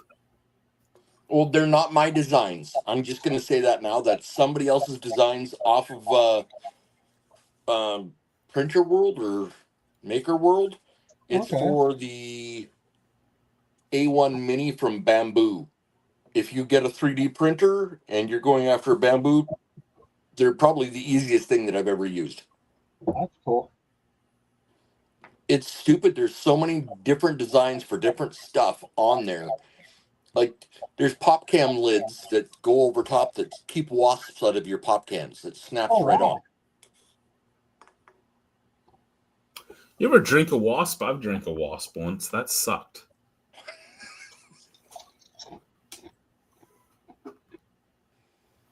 Patrick You can looks feel up it trying to really crawl bored. back up your throat if you don't drink enough at once. Well, of course, you got to knock him into the stomach acid to get rid of him, man. Yep. Then you have to hope you're not allergic in case he stings you. I was sitting in a hospital about 8 years ago. Longer than that, probably about 15, 16 years ago, because it was when my gallbladder came out. Some old guy walked in, and he drove all the way in from Craven on his own because he swallowed a wasp that was in his beer can, and it stung its way all the way down. And he came in only because his wife complained at him and said, "You might be allergic. It could swell everything up." I'm kind of like, and you drove in alone. Sounds like a farmer. He was.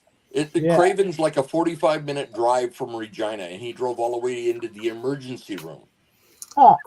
Craven's famous for its music festival where all the children are born, well conceived. And the chlamydia climate.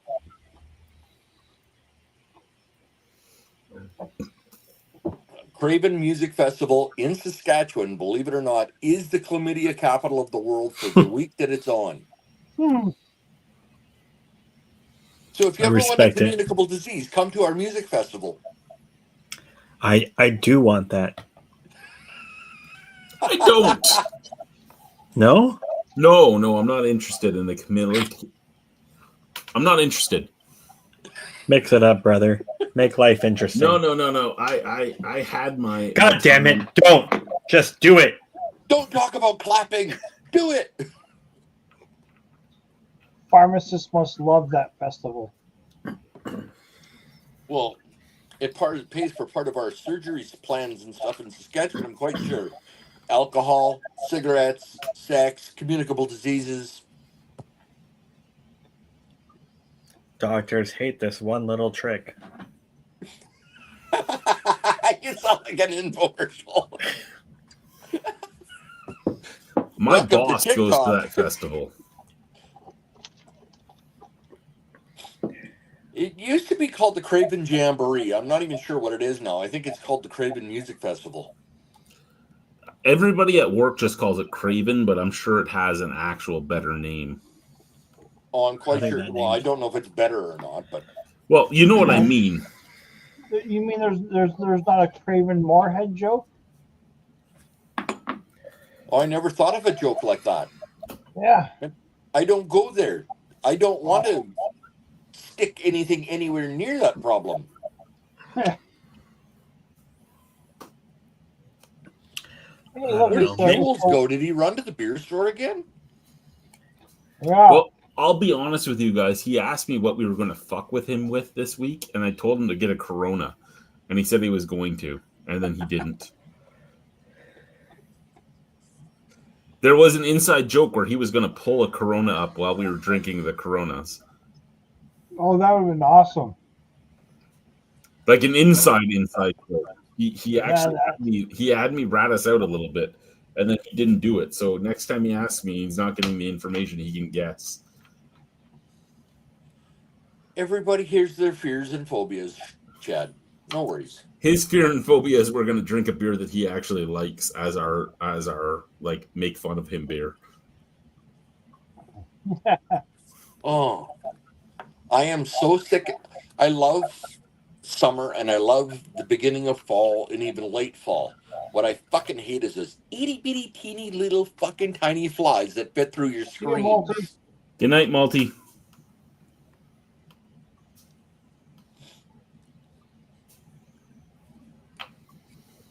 When he comes back, we'll open up the yellow can. Okay, well, I'm gonna go break the seal for the first time. Oh yeah, it makes fun of me that I've broken the seal so many times. Yeah, I might go break the seal too soon. Oh, go fuck yourself too. I'm sorry you have TB syndrome. And Tiny bladder. No, I have the toilet's like 3 feet away from me syndrome. Yeah, you can pee from the seat. I probably could pee from where I'm sitting and hit the toilet if I really wanted. Stop looking at my chicken bones, motherfucker. I'll kick you. Just this bragging, endless bragging about how far you can pee. We get it. Well, you know, when I lived in Niagara Falls, I'd just pee in a sink. Now I have a toilet. Hey, brother, sometimes it's like the urinal of the home. You know what I mean? My ex-wife, because I've been married twice, my ex-wife used to get so pissed off at me because me and my buddies, whenever we would do the beer review, they would all just pee in the bathroom in the laundry room sink. And I'm like, you know what? You should be happy that they're peeing in the laundry room sink and running the water instead of all of them going up and waking you up while you're sleeping. It's more efficient. Less water usage. Yep. She It's wouldn't. fine. She wouldn't. see You it rinse your that way. hands, it washes it down. It's for the best. Let us live. You know what I mean? I got to move all my camera equipment into this box, Brian. What? The box at the beginning. My road box that I bought for $22 because of my discount. Nice. Is this bad, by the way? What do you have? Oh shit! I didn't almost die there. To do a twofer at the same time? No, Switch back and forth. you do what you want, sir. You do you.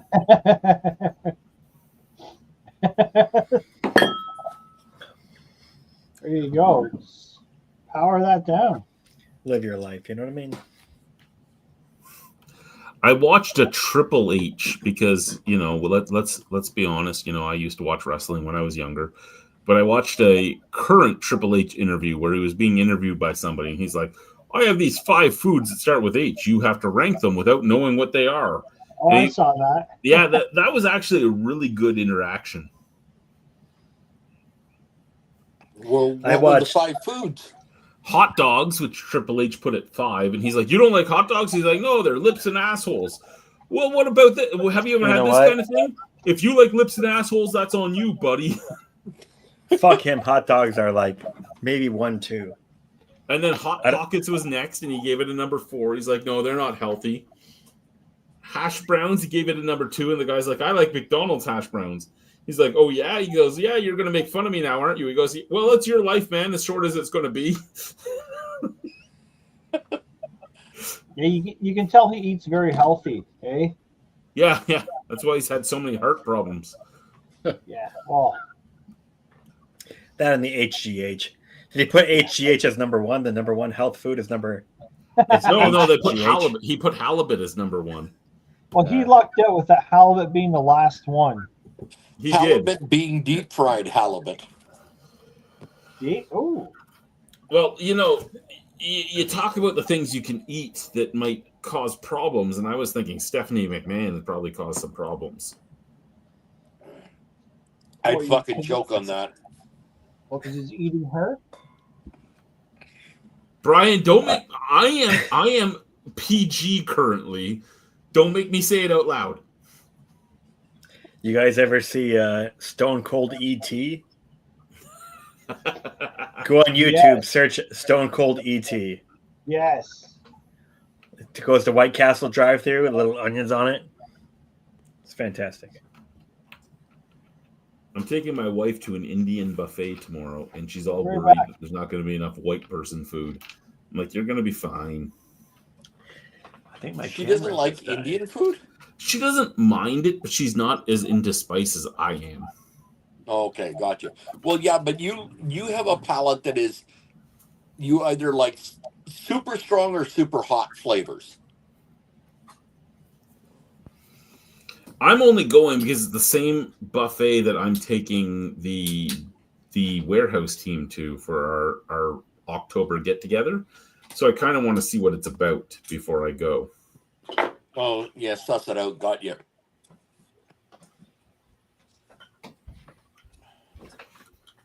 And right now it's just my supervisors and my longest term employee that are going so far.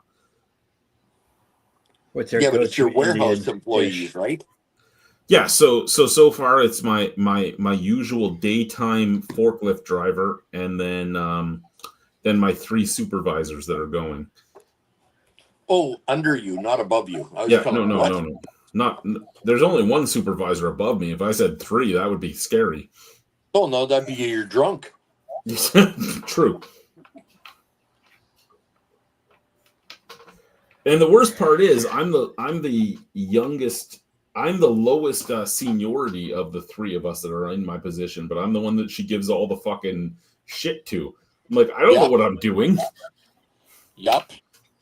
And she keeps telling me that she's giving it to me because the whole company thinks that I'm going to be her in one day. And I'm like, yeah, no, that's not going to happen. Yeah, welcome to my world, and why I keep saying not a fucking chance in hell for anybody. I've had that handed to me so many times, and I look at people and say, no, thank you. Been there, done that, not a chance. I just thought of this. I don't know why, but what would you guess I do for a living? You? Me. The guy doing this. To be honest with you, I see you more He's a cop. I'm a cop. Fuck that. I will never I lick can see boots. him being more of a corporate lawyer. Are you a Monday to Lawyer? Friday guy? Hell no. I'm a what? Do you work Monday to Friday, or do you have? No set What's your schedule. All over the place. Sometimes I'm up working until 4:30 in the morning, that kind of thing. Sometimes grunt? I Okay. Are you a grunt like the majority of us? I mean, Ooh.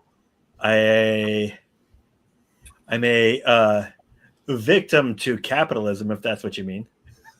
Well, okay, you're a victim to capitalism, but there's victims to capitalism, then there's oil rig workers, which No, I'm choose not to that. do what they do.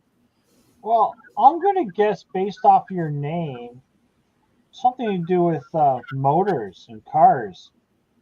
That's You correct. can see Patrick. How can you choose from that? Well, no, I can see the YouTube comments, and his YouTube name is Desert Motors, so he's got to be that is something true. with cars. Oh, okay. See, I can't see that. I'm on a goddamn phone that doesn't seem to work because I can't get my webcam to work.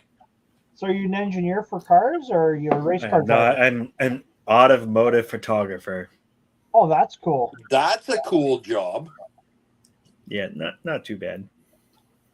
So just basically take photos of cars, mostly that are going to be sold, either at auction.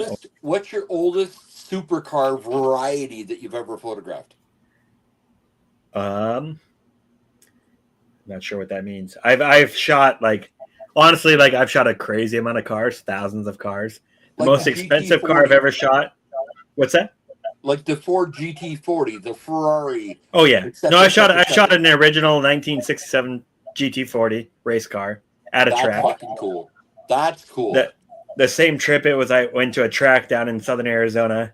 I shot a GT40, a Boss Mustang Trans Am race car, a Shelby GT350 race car, 2 Shelby Cobra race cars, and some other stuff. And it was 2 days at the track, staying at a casita at the track, shooting all day long.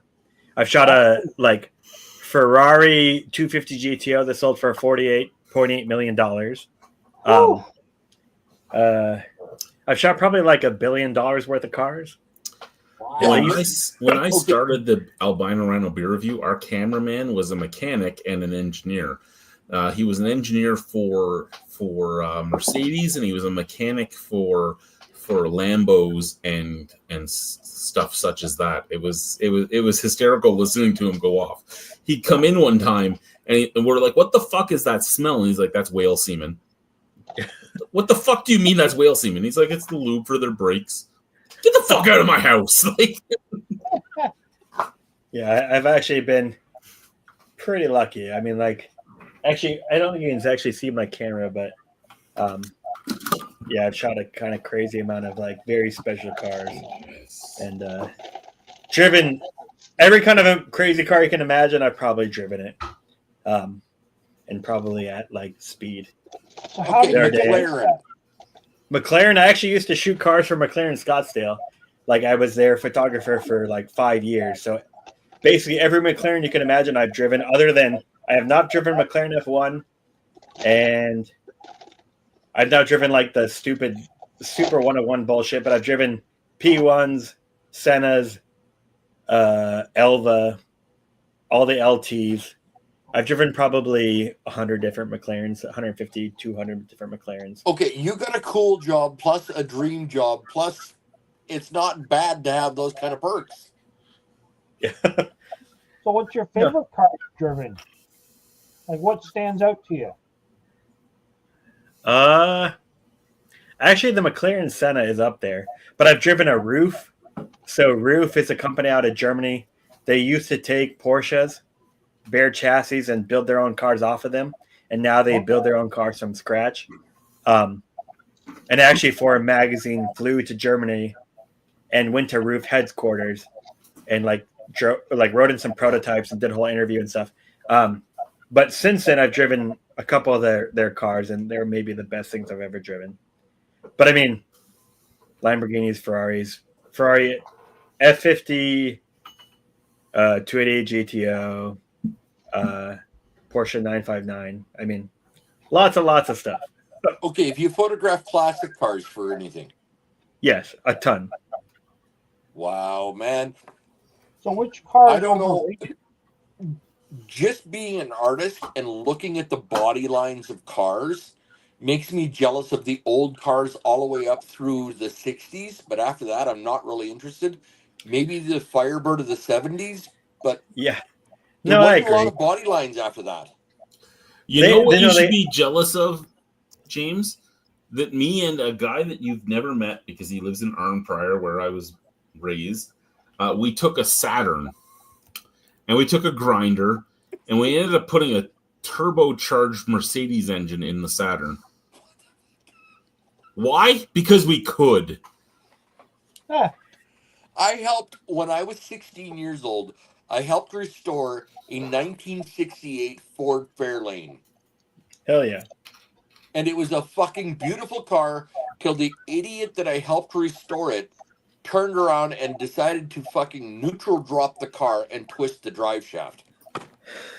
After we fucking restored it, and I was like, you're the biggest fucking idiot I've ever met in my life. You didn't care because daddy bought you the car. Okay, That so makes sense. James, just It's not going to work. One I second, thought let that me, might just- let me it's not bigger. It's really blurred out, and it's really you're Super on Bitstream. overexposed. Yeah. Let me try again. I'll put my brightness down and maybe it'll be able to manage. There you oh go. wow! So that was a Oh. couple nights ago. That's a Mercedes AMG GT Black Series. As you can see, the GoPros and shit I have on top of it. Yeah. Microphones and stuff. That was for the driving video. That's like a $375,000, 720 horsepower. That was pretty fun. okay. So Yikes. James, officially the most beautiful car in the world is without question. You want to write this down? A Bugatti Type 57 Atlantic. SC Atlantic. It I've is. seen it in person. Get the fuck out of here. There's a local guy that has one. Are Ah, you serious? Yeah. I lost Jules. I lost my virginity in the back of a 1957 Chev Bel Air. Same That is a thing. roomy fuck. None of those words made any sense, especially you saying you lost your virginity. Actually, I think there's 2 or 3 of those 57s. And actually, the guy who brought it to Arizona, he's not local. He's from California. And Ralph Lauren has one. Yes, he does. And then this guy has another one. He had a museum in California. And I went to his museum in California, but then he brought it out for a car show a couple of years ago. But yeah, that's people say that's like the most expensive car, but it's hard to say. Before I grab, The other contender which I would go for would be the car in Ferris Bueller, the 250 California Yeah. Spider. California GT. Yeah, Yeah. that is. Yeah, I've Yeah. driven one of those. before I you- grab my I've next actually beer- literally driven the 250 GT California Are you Spider hearing that, replica Brian? that was in Ferris Bueller's. The one that That's the more star, for you, James. The I hear you. the star I can hear car you. from the movie. I drove that car. The actual car. The actual car that was in the movie I have driven. Okay. How? The funniest thing I ever saw. I used to live in Regina. Now I live 20 minutes outside of it. But in my teen years, we used to walk past a place called, I can't even remember the first part of it, but it was something or other, the Auto Gallery. Walk past it. They had a 1963 split rear window Corvette Stingray. And I was like, that is an amazing looking car for its age and everything else. And it was restored, and it was the machine silver, not silver, machine metallic silver. For which those they of you not originally from had. Canada, Regina is the city that rhymes with fun. I have But driven it smells like a lake. I have driven split window Corvettes as well. But yes, so the actual screen used it's so in that movie, in Ferris Bueller's Day Off, there's never a real Ferrari in it. They're replicas the entire time. It's a Moderna replica. Yeah. And so I shot that car for the auction company, for an auction company that was selling it. So I shot it for their catalog, and with that I drove it. And it was the guy who owned it was the guy who built it for the movie. And so I talked with him. And So while you were out taking a shit there, Jules, we found out that Patrick takes pictures of cars. yeah. Including Yeah. the Ferris Bueller's 250 replica. And a couple real split window Corvettes. And So if you pretty had to much guess what I do for a living, what is it? so Make porn videos. you got the voice for it. That's a horrible side gig, but you know. All right, so Patrick, where would you rank the E-Type Jag in the top 10? In terms of what? In terms of its aesthetic, Just overall car. So actually, I think they're beautiful, and also they're like way ahead of their time in terms of how well they drive. Like Yeah. they're 10 years ahead of the time. Yep. Like and there's a reason. Like in terms of, like there's all these rallies where people do 1,000 miles. They all get together and they do a route together. And E-Types are super popular because they're like way ahead of their time. It drives like I said, 10 years ahead of the time. Another car that's like that is the Mercedes 300 SL. It's like the Gullwing Yeah, and the Roadsters. Those cars, I've driven a bunch of those. The Gullwing is maybe the most iconic car of all time. And that's another car that like drives like it's 15 years newer than it is. Really interesting. Although the Gullwing is actually kind of a not that usable because it's super hot in the cabin and doesn't have a trunk. It's a spare tire and a giant gas tank. I think they have a 23-gallon gas tank. So there's literally no trunk. It's just a spare tire in that.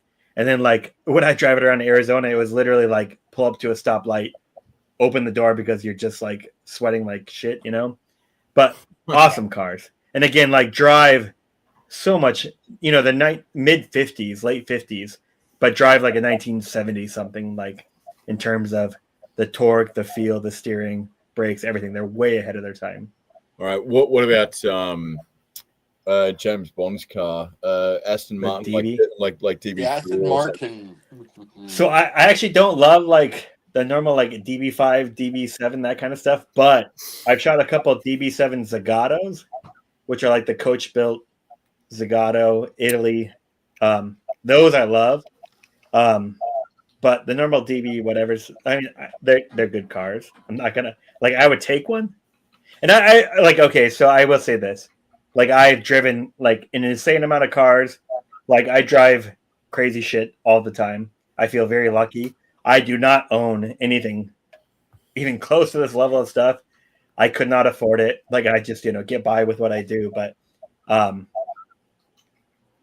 they're cool DB, like Aston Martin DBs, but those would never be my first choice. Like I said, the Zagatos I love, but that's like a $15-20 million car. So, What's Can you believe what anything is worth nowadays, though? Even if it's Well, a collector's item.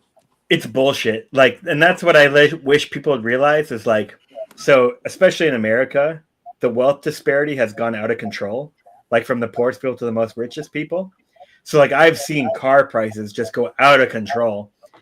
And like those cars are not worth that, but it's just the most richest people have so much money that like it doesn't fucking matter. You know what I mean? And so Aw, like it's crazy. I don't know. I like your cat, man. I really do. I also Oh, like your cat. kitty. The fact that this lives with the 400 pounds of dog that we own. And she probably protects herself quite well. Oh, she owns the house, man. She'll be sleeping in their bed and they're looking at her like, please move. I like But the it- color it- of your cat. She's not black. She's that smoky, beautiful gray. It's funny though when I talk about cars, it's like some people. It's like I tell people like it's getting to the point where it's like not what have I driven, but what haven't I driven, which is absurd. But dab. Well, what are your thoughts on Tesla? Dab Radler, Hey. Jules. My thoughts on Tesla. Hate them. Dab is a great beer, and you've just. You don't like This them is for an the- unfiltered Radler. I'm sure it is. Unfiltered. So Oh I'm wow! So expecting. it's got to I'm be good. expecting- I'm expecting poop from an orange. No, it's not from an orange. Okay, I'm putting it in the nose glass so I can sniff it easier. Okay, when That's it's such big tell me what nostrils, fruit I it can is. smell a mile away.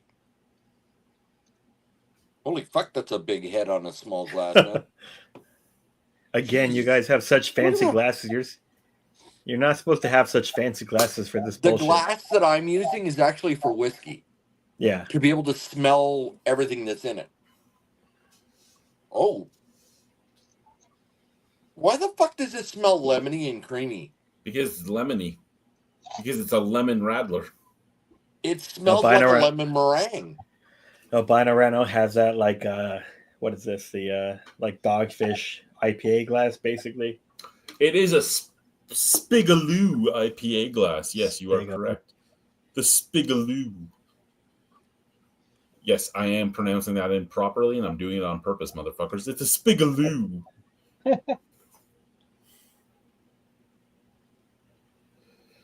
If Whenever you- I drink a beer from Quebec, whenever I have a French beer, I very horribly destroy the pronunciation on it, and I do it on purpose. I took French class all the way up to OAC, which is your grade 13 in Ontario, and I can speak French if I really had to. I haven't in like over 25 years, so it's hard for me at this point. But I do it on purpose to piss off the Quebecers. And whenever I do it, I always get at least one Quebecer that's like, "You have no respect for our culture, you motherfucking English pig." And I'm like, this That's is where you correct them and say, "No, I'm Irish." That is a nice what I was yellow. hoping for. So thank you guys. Thank you. Is that That the is a first time nice yellow, and it's kind of foggy in a way. But the way it smells to the way it tastes, it smells like a lemon meringue pie. But the way it tastes is more along the lines of almost a lemon. The way you would taste a grapefruit.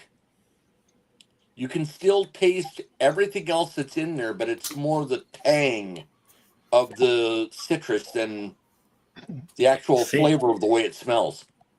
lemon meringue pie sounds great. Like that's tasty. But it's more tart and more lemony than it is the meringue.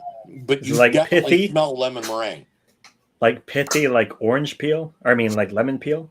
Lemon peely, but you also get the brightness of the lemon instead of just the pith. That's not bad. I could drink that easy. And to make Jules angry is 3% alcohol. What? Jules doesn't care. He's looking at the baseball scores. It's just not. It's Jules? not. It's Jules, not you gotta love us because we love you. no. What should we drink next week, Okay, Jewel? you're an unlovable Australian, but we still love you. All right. So Patrick, have you got a laptop there? You can Google some stuff. I can. Yeah. All right, I want you to Google I'm going to give you a couple. Oh my god, that smells good. Alfa Girls, one Romeo cup. Uh-huh. 8C 2900B Mil Miglia.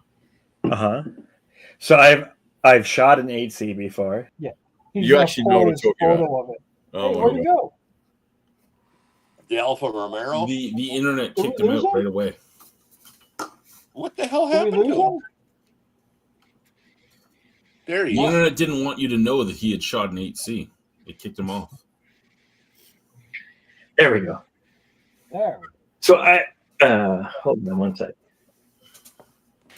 Yeah. Somehow refreshed my browser and it fucked it up. So I have shot an Well, Alfa that's not Romeo. very refreshing. Can you hear me now? Yep. We Yeah. can. We Gotcha. can hear It's you. not like a Verizon From commercial. 8C, and I have been to Mille Miglia. In 2016, I went to Mille Miglia and did the whole thing. It was amazing in Italy. What do you do for a living? Are you a photographer or? Automotive photographer. Okay. Could Right. you imagine what would it be like to actually get into Jay Leno's garage? Yeah, I've been close, but so you said 8C Mille Miglia what year?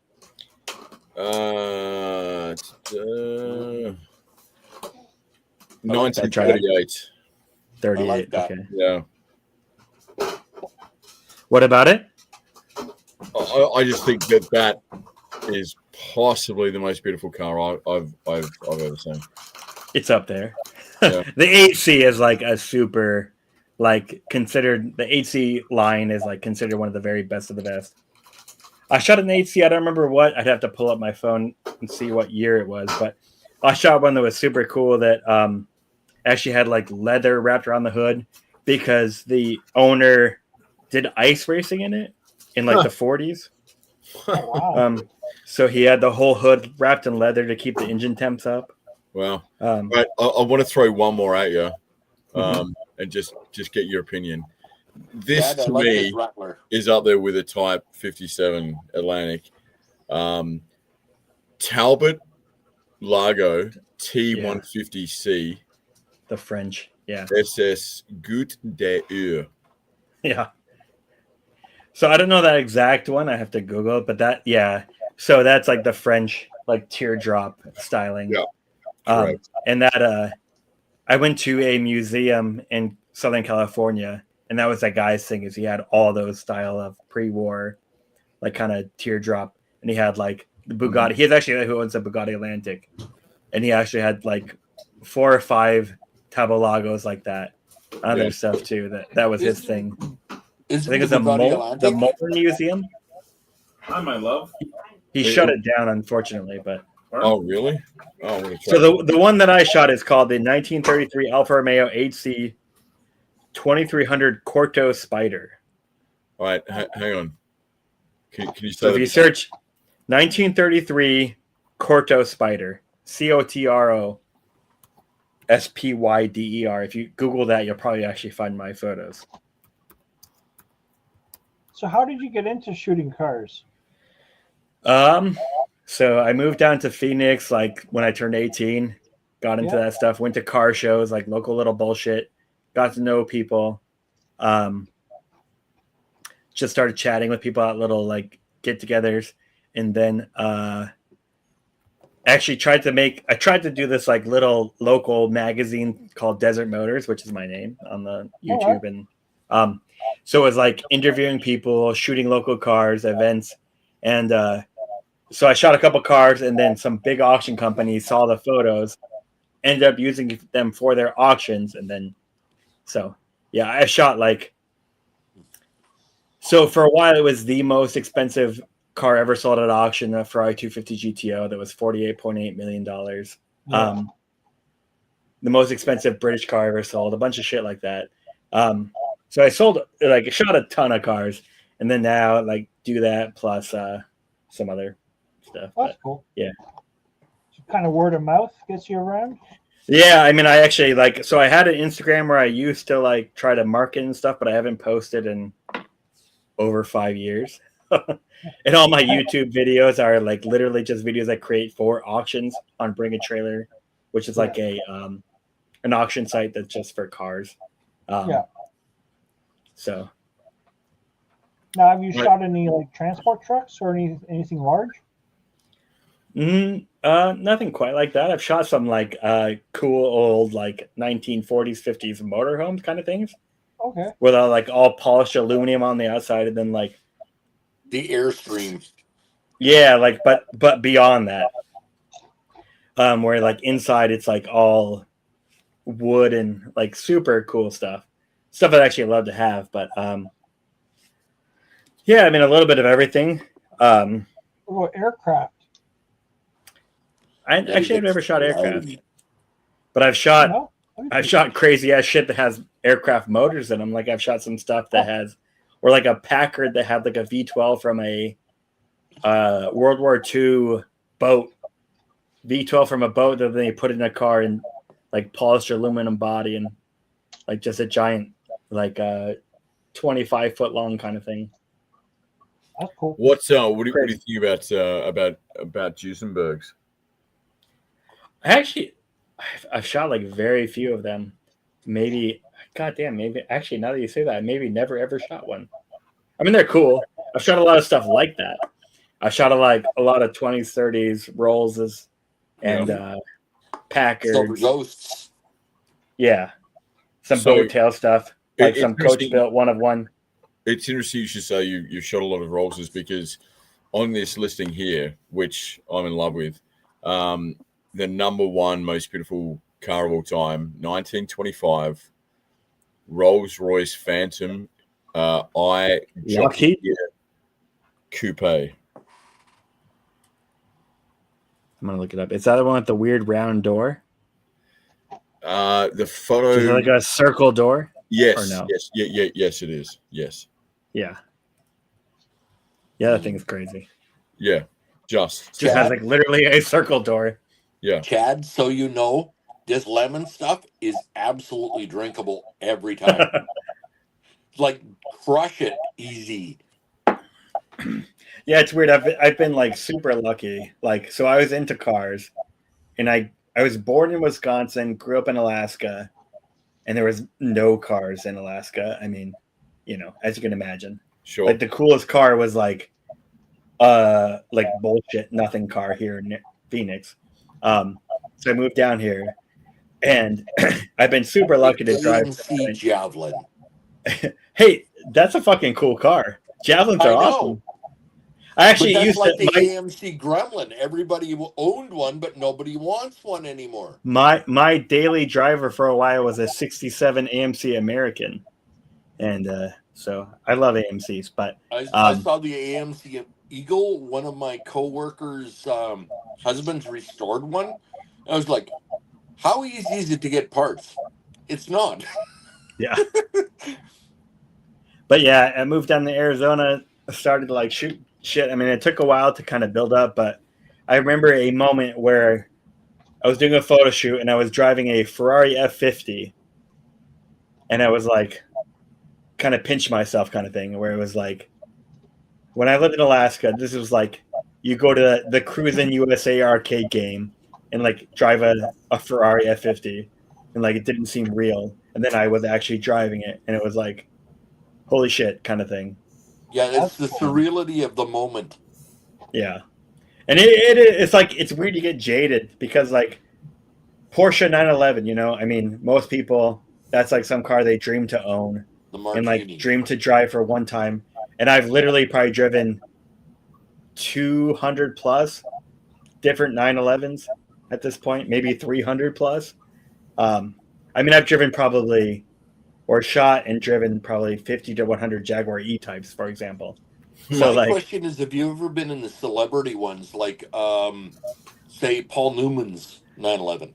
I drove, not Paul Newman. Actually, was it Paul Newman? So who? This is gonna sound really fucking dumb. My brain's not working so good. So, It's all a ride. Don't worry. actually, I think it was Paul Newman. I think I actually have driven a Paul Newman car, a Hudson that he Oh owned. yeah. I've seen. I watched a documentary on him and the different cars. He was a huge collector. I didn't even know that. Yeah. No, he was serious, and he did like the different race car movies and stuff. Because he did like in the Disney Pixar Cars movie, he was a voice, I think, right? I don't know if you know that. I think if he you have was kids. dead before that. I think they had him. Oh, maybe. I think he was in the Maybe first. I think he Hudson. was in the first movie, and then they used his voice later. I think he was the one that played the Hudson. Yeah. So I think, yeah, okay. So Paul Newman, yeah, I drove actually a Hudson that he owned. It wasn't a Hudson Hornet; it was a different model, but. And I actually drove a car that Enzo Ferrari owned. That was his personal car that he drove to the Ferrari factory from in Italy. It was like a prototype Ferrari 330 GT. And it's funny to know that Ferrari started out as nothing but tractor manufacturers. Yeah, I don't know if that. I know Lamborghini was. Yeah, it was Lamborghini. Oh, Yeah, I think sorry. Ferrari It was made one of cars the from few, the but it beginning. was really funny that they started out as a manufacturer of tractors. And Yeah, they made yeah, one I of the think- top performance model cars. And the actual Yes, story. Paul Newman was Doc Hudson. Okay, So- yeah. So, So yeah, James, I drove a Hudson that he owned, but it wasn't the Hudson Hornet. It was a different model. I can't remember which one, but So That's James, cool, the story about Lamborghinis is actually quite interesting because so Lamborghini he was a farmer, and he was very mechanical, and he went to Mr. Ferrari. I don't know who it was Enzo or somebody else, and he said, "Listen, there's a problem with the drive shaft or something." He Mhm. goes, "You're making it wrong." I work in a farm, I drive tractors and blah blah blah, and this is how it should be. And basically, Enzo or whoever it was told him to fuck off. Yeah. Yeah, and he went, "Well, fuck you! I'm going to create a better sports car." And he did. He designed and built the first Lamborghini, and the rest is history. But it was literally out of animosity because Yeah. he to try and help Ferrari because they had a fundamental problem with, as I said, it was I don't know what part of the car, but the drive shaft or something. Yeah.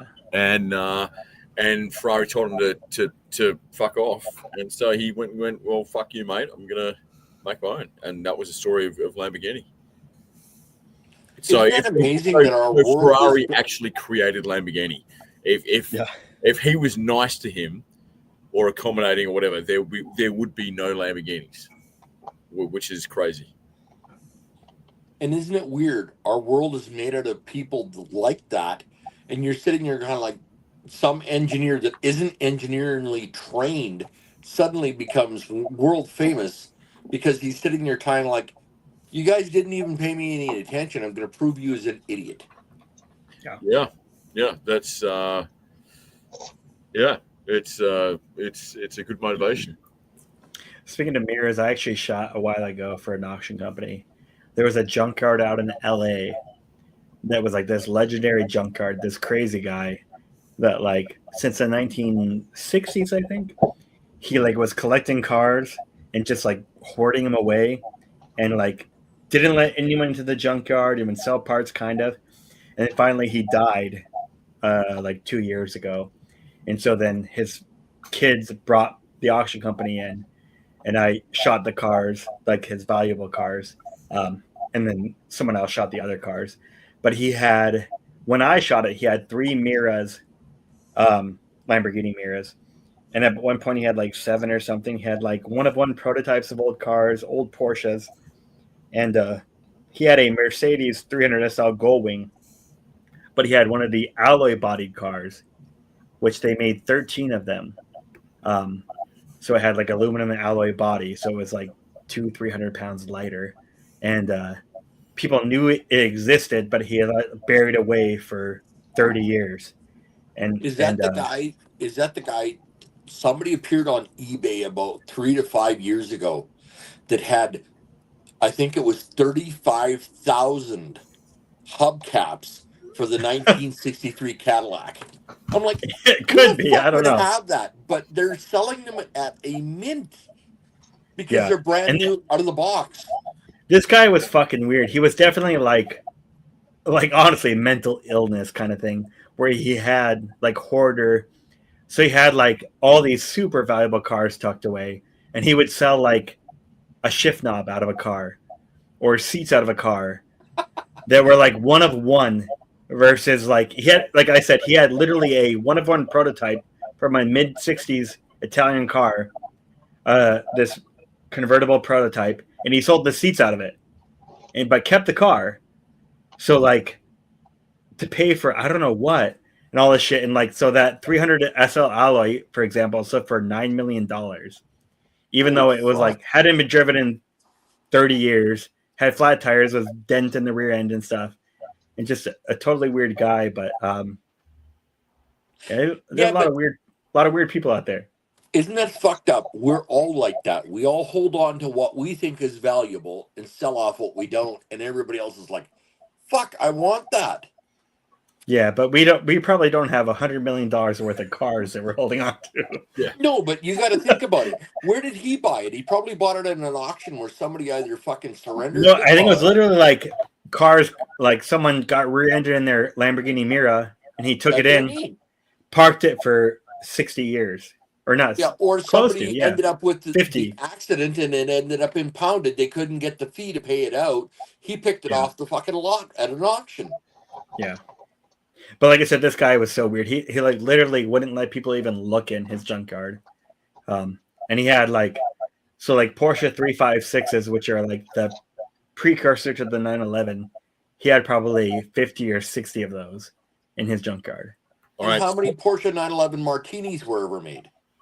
Like, I think, what, 115? Like Martini race cars? Yeah, the race, like Paul Newman owned. There was like 115 of them owned, I think, ever made. And Paul Newman had, what, 3 of the fucking things? And his son ended up driving 1 or 2 of them and wrecking them. All right, so Patrick, I'm going to see if you can figure out what car I'm talking about. It's ranked number 4 on the list.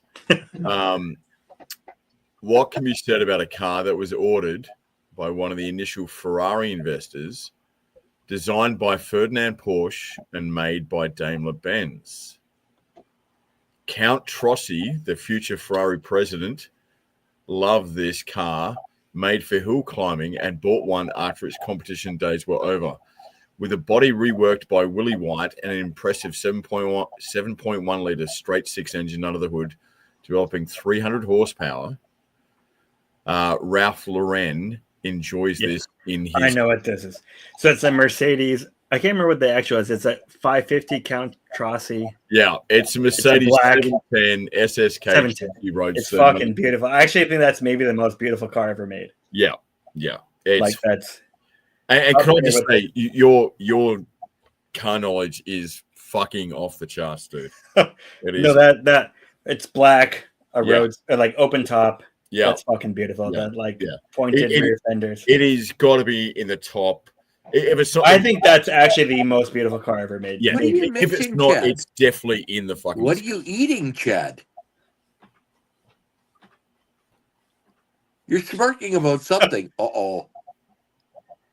Looks like some Craft saffron dinner. rice. You Yeah, don't that know car- cars, you know food. That car is like as good as it gets. Yeah. It's as good as it. There's that, the 57, and maybe the Talbot, and the E. Although I will say, like, one of the things which the E-Type is regarded as nice. I think the E-Type is. I think it's regarded as like one of the most beautiful cars that's like attainable, like a production car that like you can actually afford. Because like Count Trossi, that's one of one. Yeah. That's like who knows how many millions of dollars. Like no one can afford that. Yeah, there's the Trossi is a complicated looking car. The E-Type has a simplistic beauty. I would venture. It may be, I think balance in a car is an important thing, and it may be the best balanced car. It's up there for sure. Yeah. Again, especially for something you can actually buy, because like most people, if they really saved up, they could buy a cheap. It might not be the nicest E-Type, but you can afford an E-Type. Yeah. Count Trossi, that's like literally, it's not for sale. No. And if it was, it would be like $30 million or something. Yeah, it'd be just name your price. So some rich guy'd go, I'll give you 70. You know, Yeah. it'd If be you whatever. had to decide on a car show, what would it be for you? For me, it would be the first 23 seasons of Top Gear and then the Grand Tour. Yes, correct, and that is the correct answer. You're actually talking about like not like a car show, like go visit a car show, but like a TV show. Okay. So the weird thing is, like, I agree, but the weird thing is I consume zero automotive media. I don't read magazines. I don't look at books. I don't watch YouTube. I've made videos for YouTube. I've shot for Road and Track. Back here above me, there's like 10 books that have photos I've taken in them. But like, I don't consume anything. I don't know why. I guess because it's a job to me. So then, like, when I'm not doing my job, I don't want to also look at car shit. You know what I mean? But I'm happy to talk about it, especially since like I'm enjoying this because in my daily life, I don't come across anyone that knows anything about cars. Yeah.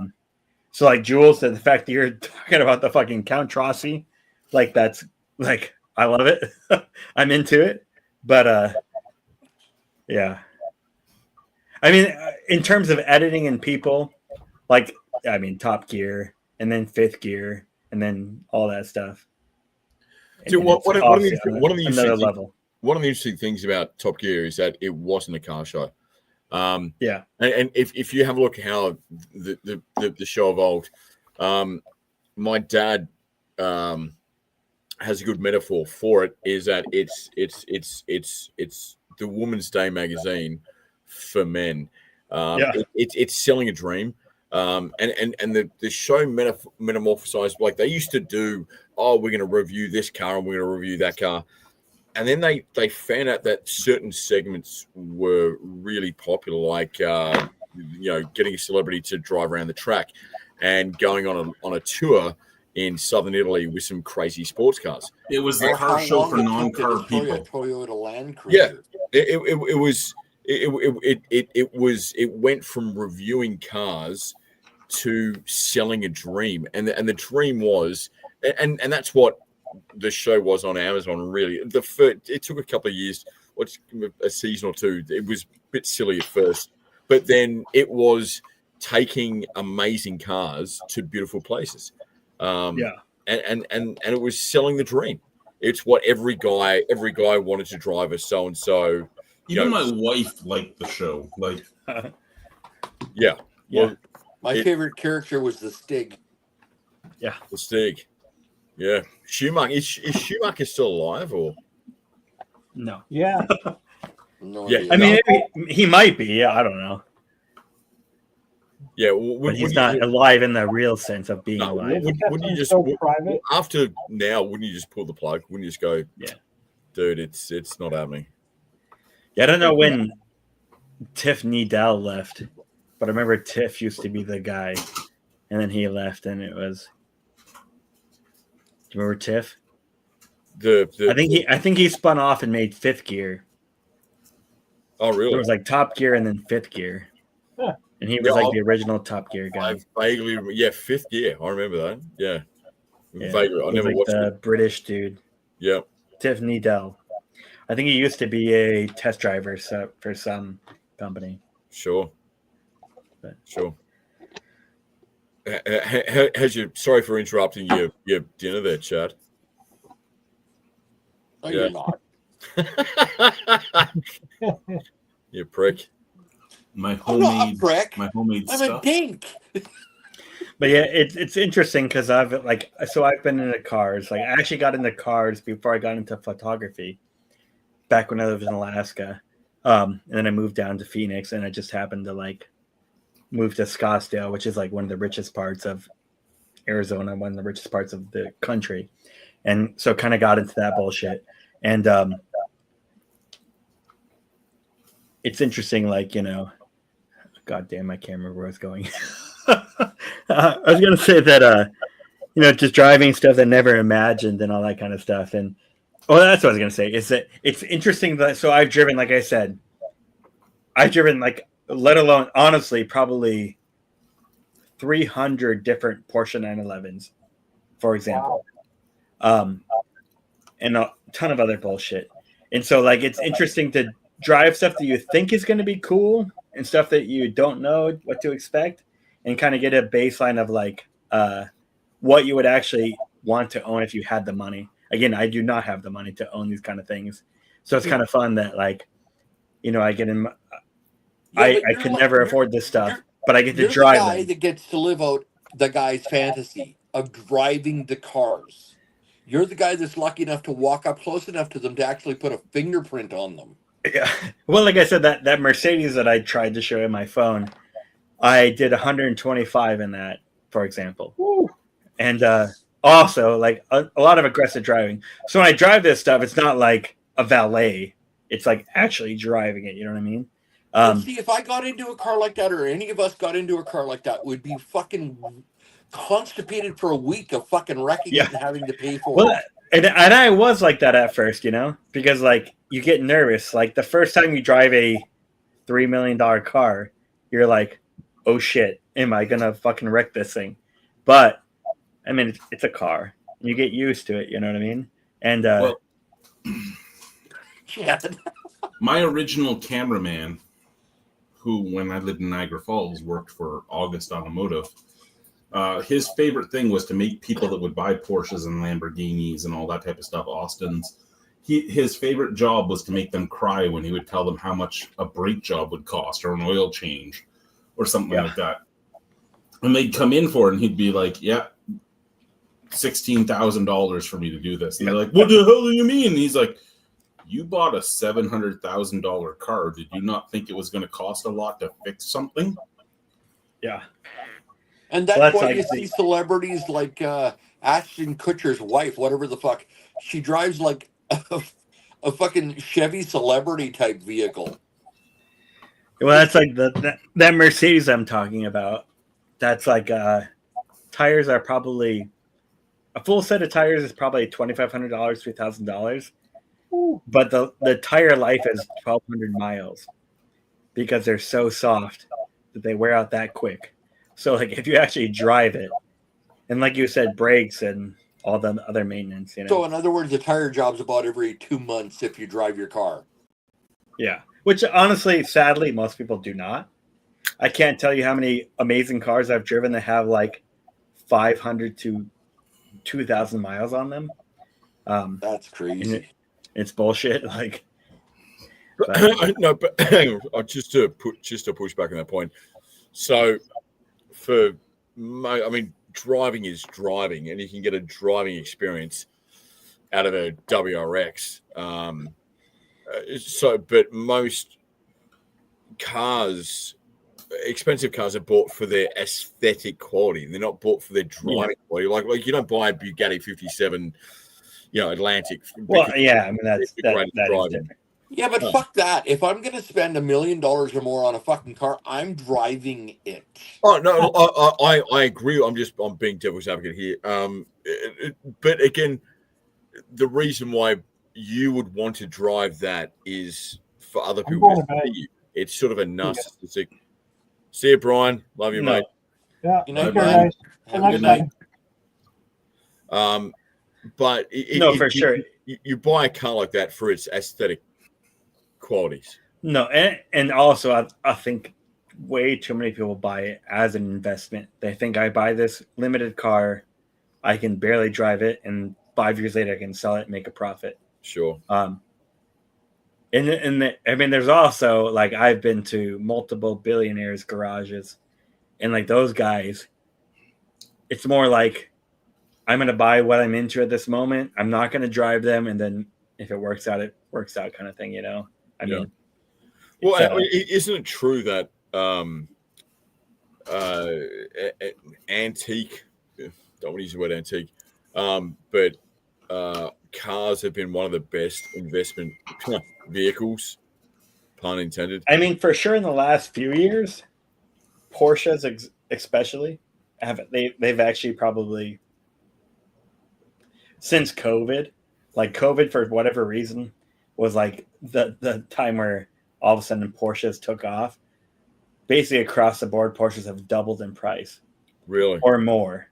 So, I mean, even like bullshit, like stuff that people didn't want, like the unloved Porsches are now worth 2-3 times what they were 5 years ago. Are you talking about a specific time period of Porsches or like 80s, 90s? All across the board. I mean, I'd say probably mid 80s newer, but all of them. Yeah. But I mean, like a Porsche 996s, for example, which were like the 90s stuff. Those were like unloved. People thought they were ugly, and now they're probably 3-4 times what they were 5 Aren't years those ago. the ones with the pop-up lights? No, they're the ones with that people say like egg yolk lights. They have like a weird kind of, think of like an iMac, Apple iMac. Yeah. They have those headlights. If you can imagine that. I as thought a you were light. talking about the ones that were like completely like the Corvette front end with the pop-up Yeah, lights. and those actually have gone too, like Porsche 944s, 928s. Those that had pop-up headlights.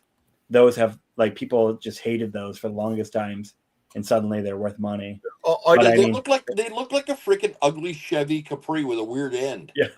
For example, like I'm sorry, but, like but the 928 is one of the most beautiful cars ever made. Like, I grew up as a kid. I was born in 79, and the 928 was sort of when I hit 15, 16, I don't know, mid 90s, and the rounded back and the pop-up lights. That's What the a risky cool business. shit car. Tom Cruise risky business Porsche. That's what that is. Really? And Was see, that in I Tom grew Cruise? up in the 70s, so the 911 Martini was the car we looked at. Well, And yeah, the one that Magnum PI drove for the Ferraris. the Testarossa.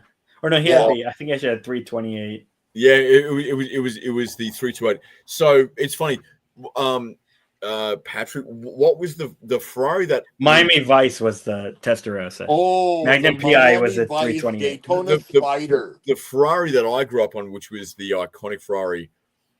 Well, we're going to really test you here, Patrick. Was the National Lampoon's Ferrari with Christy Brinkley. That's the same I don't one know what that Magnum drove.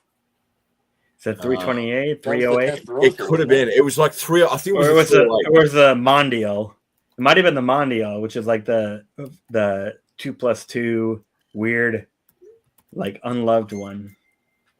Was Ferrari the Mondial. 308 GTSI. Okay, yeah.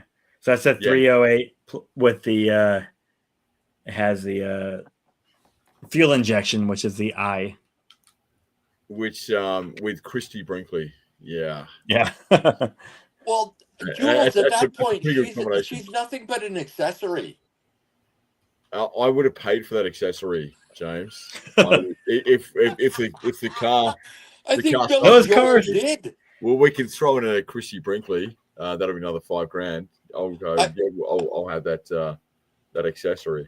I think Billy Joel did. Yeah. Yeah, yeah, Billy Joel, huh? Okay, here's a fun question. What year, Chad, you're up first, did National Lampoons come out? Which National Lampoons? The first, the Christy Brinkley one. That's Vacation. Yeah. 86? James? I'd say that was about 84. Patrick's offline. So, James, 83. Jimmy Boy. Nice The only work. reason I know that is because now So how fucking old would Christy Brinkley be now? She'd be in her 60s. she's late 60s. God. And she still looks the way she looks. Look at Cindy Crawford. She's fucking amazing for her age, man. Dude, honestly, if you Google Christy Brinkley in 1983, she is off the charts.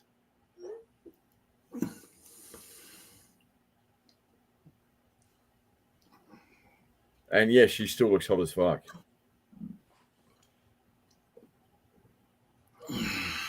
She was 65 in 2019. Holy shit. She's 71. Yeah. At this point, boy, her bones will crack. Fuck, she was a good looking girl though. Aye. But if your bones are cracking, you just got to think you're her chiropractor.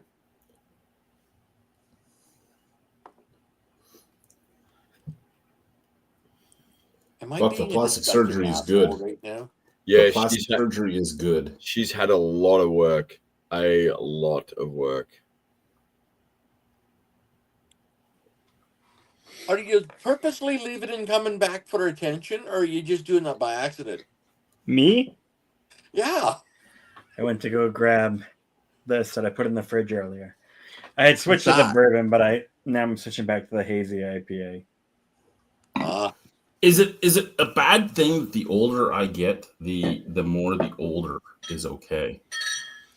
What? The Of more course the not. I'm going to be The- honest with you. When I was 19 years old, I lost my virginity to a woman that was almost twice my age.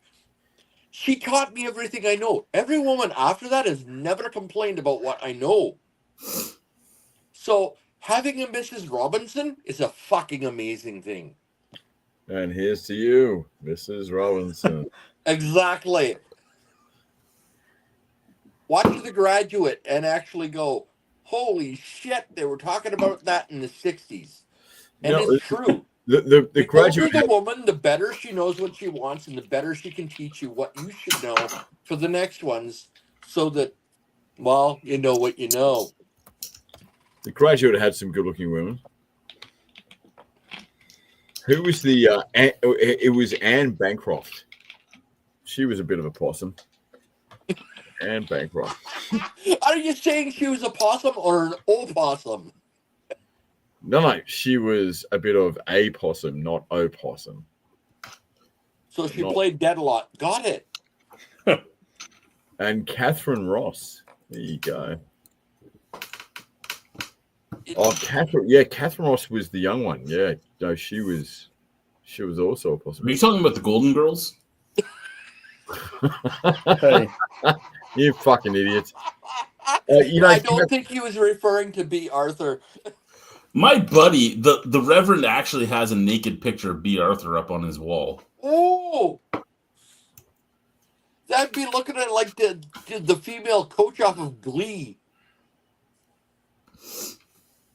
Anne He Bancroft loves it. was a big guy. He loves it. okay. Do yourself a favor. Google young Betty White. Oh, I don't Just Betty saying. White in her I'm just Betty saying. White in her time was fucking hot. Yes. I'm not going to disagree with that. That woman was fucking hot in her age when she was in the young years. Yeah, no, she's not. No, she's not. I've just googled young Betty White, and When she was No. in her 30s? I mean, like, obviously you would, but you wouldn't go.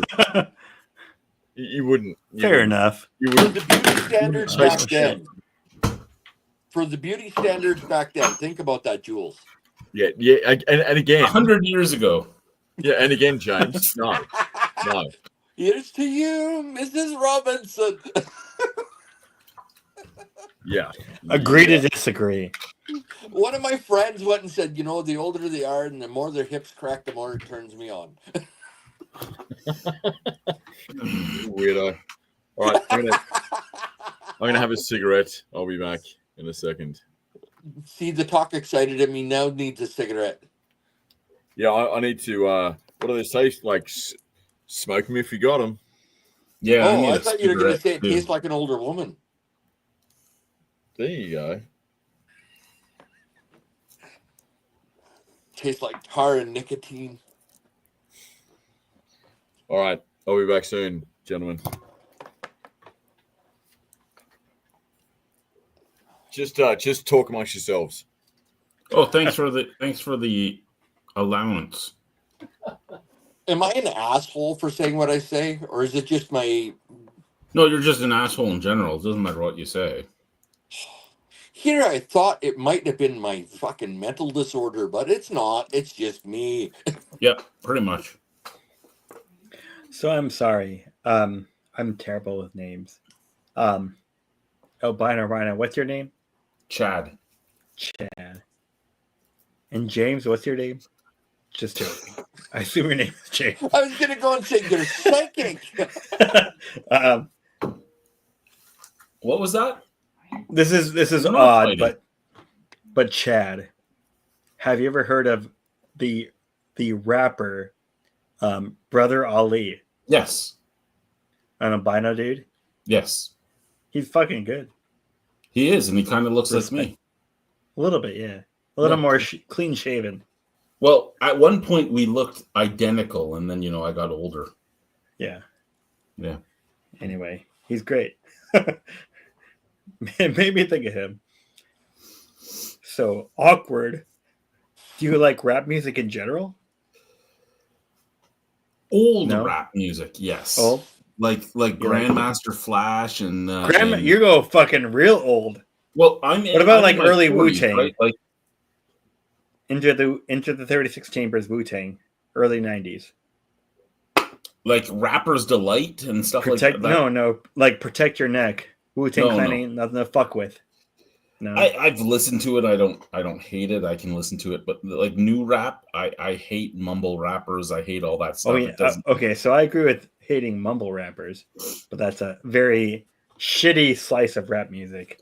We were actually Um, talking about mumble rappers at work a few days ago, and because we were talking about snow in Florida. And we were talking about the reaction videos of the mumble rappers watching snow for the first time, and they're like, "Who's this guy?" And then they tell him that he filmed this video while in prison for allegedly stabbing a guy, and they're like, "Whoa, we like you."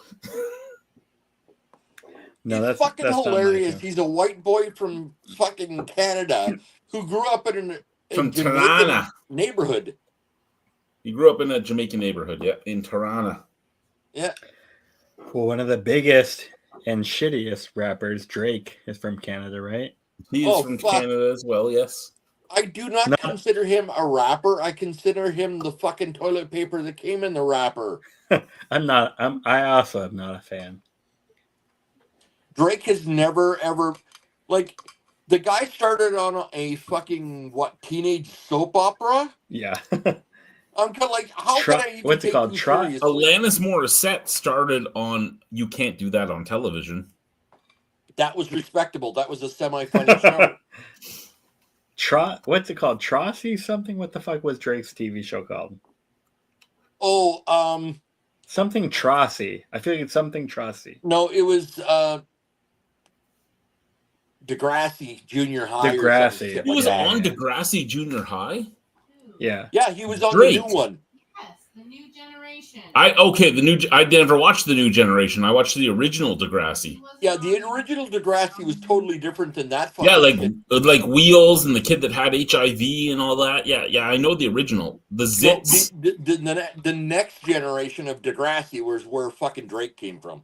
Yeah, I didn't never watch the next generation. Neither did I. Was that the but one that he's Kevin so Smith was popular enough involved that in? I had to fucking know Yeah, who he there's was. a couple episodes yet. So Kevin Smith did some episodes of the next gen? Yeah, and it's like the kids from the original are like now the parents, basically. Yeah, Like, what's his face is I never watched the next generation. always like. Joey was the kid from the Zits with the stupid fucking hat. And Snake is a teacher, and he's married. Snake's a teacher? Snake was a fucking idiot. Snake is a teacher, and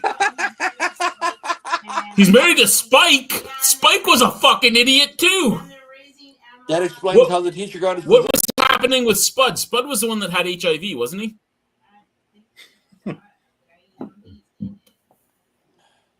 That's Alicia, Chad's wife, if you're wondering. She's an awesome lady. She's just as weird as we are. Hmm. Ooh. And to think I Anyway. have to get up and go to church tomorrow morning. Brian said his nap was not enough. That's why he had to go. After all that, Drake sucks. That's the Drake does suck. Oh, Drake is terrible, man. Like, he gave Canada a bad name just for being him. It's Here, I like, thought I gave Canada a bad name.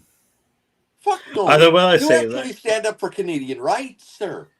like I said, I live in Phoenix. I actually would love to live in Toronto.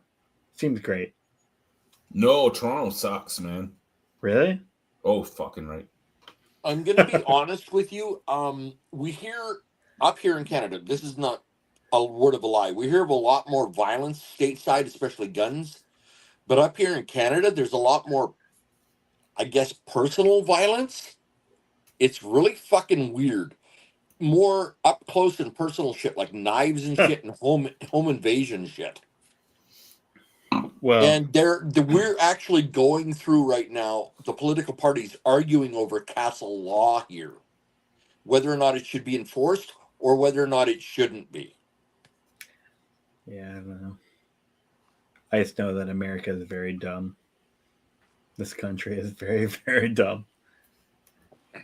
Well, I've we lived in find a lot of America people all my in our own life. country very dumb. It's very dumb. Anyway, Let's not get on to political views. so here. I've been to Canada multiple times. Like I said, I lived in Alaska. I've driven from Alaska to Tennessee multiple times. And one time, me and my family were driving, and we had a minivan with a trailer full of all of our possessions. And the van broke down, trailer broke, some bullshit. And we were in a, what's it called? You have a giant mall somewhere in Canada. Oh, West Edmonton Mall. No. Is that it? You have some mall that has like fucking roller coasters. That's shit the in West it. Edmonton. Edmonton. Oh, yeah, okay, it is. Yes. I'm sorry. And our trailer broke down, and some random Canadians came up and they were like, hey, can we help you? And they like took us to their house, re-welded the trailer, all the joints on it, gave us cookies, and sent us on our way. And like it was literally like, no exaggeration, kind of saved our family, because like all of our possessions were on a trailer broken down in the middle of nowhere, and like some random dude was like, I'll pay you $1,000 for everything. And like they were like, no, we'll see what we can do. And these people from Edmonton did this and brought us in, and it like in a weird way like saved our family. So you can still respect to find that Canadians stuff in Canada, but it's not as Canada's. I'm in my 40s now. When I was younger, stuff like that happened quite often. It doesn't happen as much now as it used to. Yeah, it's not as prevalent. It still happens, and it depends on which province you're in, which city you're in. Every different community is different, but it's not as nice as it once was. And I mean, the populism that became big in the US is starting to become big here, and I think that's the major, because at one point it didn't matter if you were right or left in Canada, you all got along and you all were there to help each other. And now the divide is real. Mm-hmm. Yeah, Canada used to be big city, small town, didn't matter where you were. It was you're Canadian and you help. That was our motto, and that was the way we acted towards one another. Now I'm 55 and I'm looking at it kind of like, what the fuck happened to Canada as a community? Now we're left or right and so politically motivated. It's stupid. Well, one of the reasons is the failure of multiculturalism. Like in 2012, Angela Merkel, the British Prime Minister, I can visualize him, I can't remember his name, John Major, I think. Everybody came out and said multiculturalism has failed. The reason it's failed is because there's a failure of integration. There are different, I won't say races, but ethnicities, which means people defined by more of a culture, as in religious and belief. A culture is a series of ideas on how to organize a society. That's what a culture is. It's mannerisms, it's religion, it's beliefs, it's practices, it's behaviors, and what they all said was the reason multiculturalism had failed was there was no integration. You just had different pockets of different peoples. The idea of the beautiful melting pot was America, in that different people came together under one umbrella of the same ideals.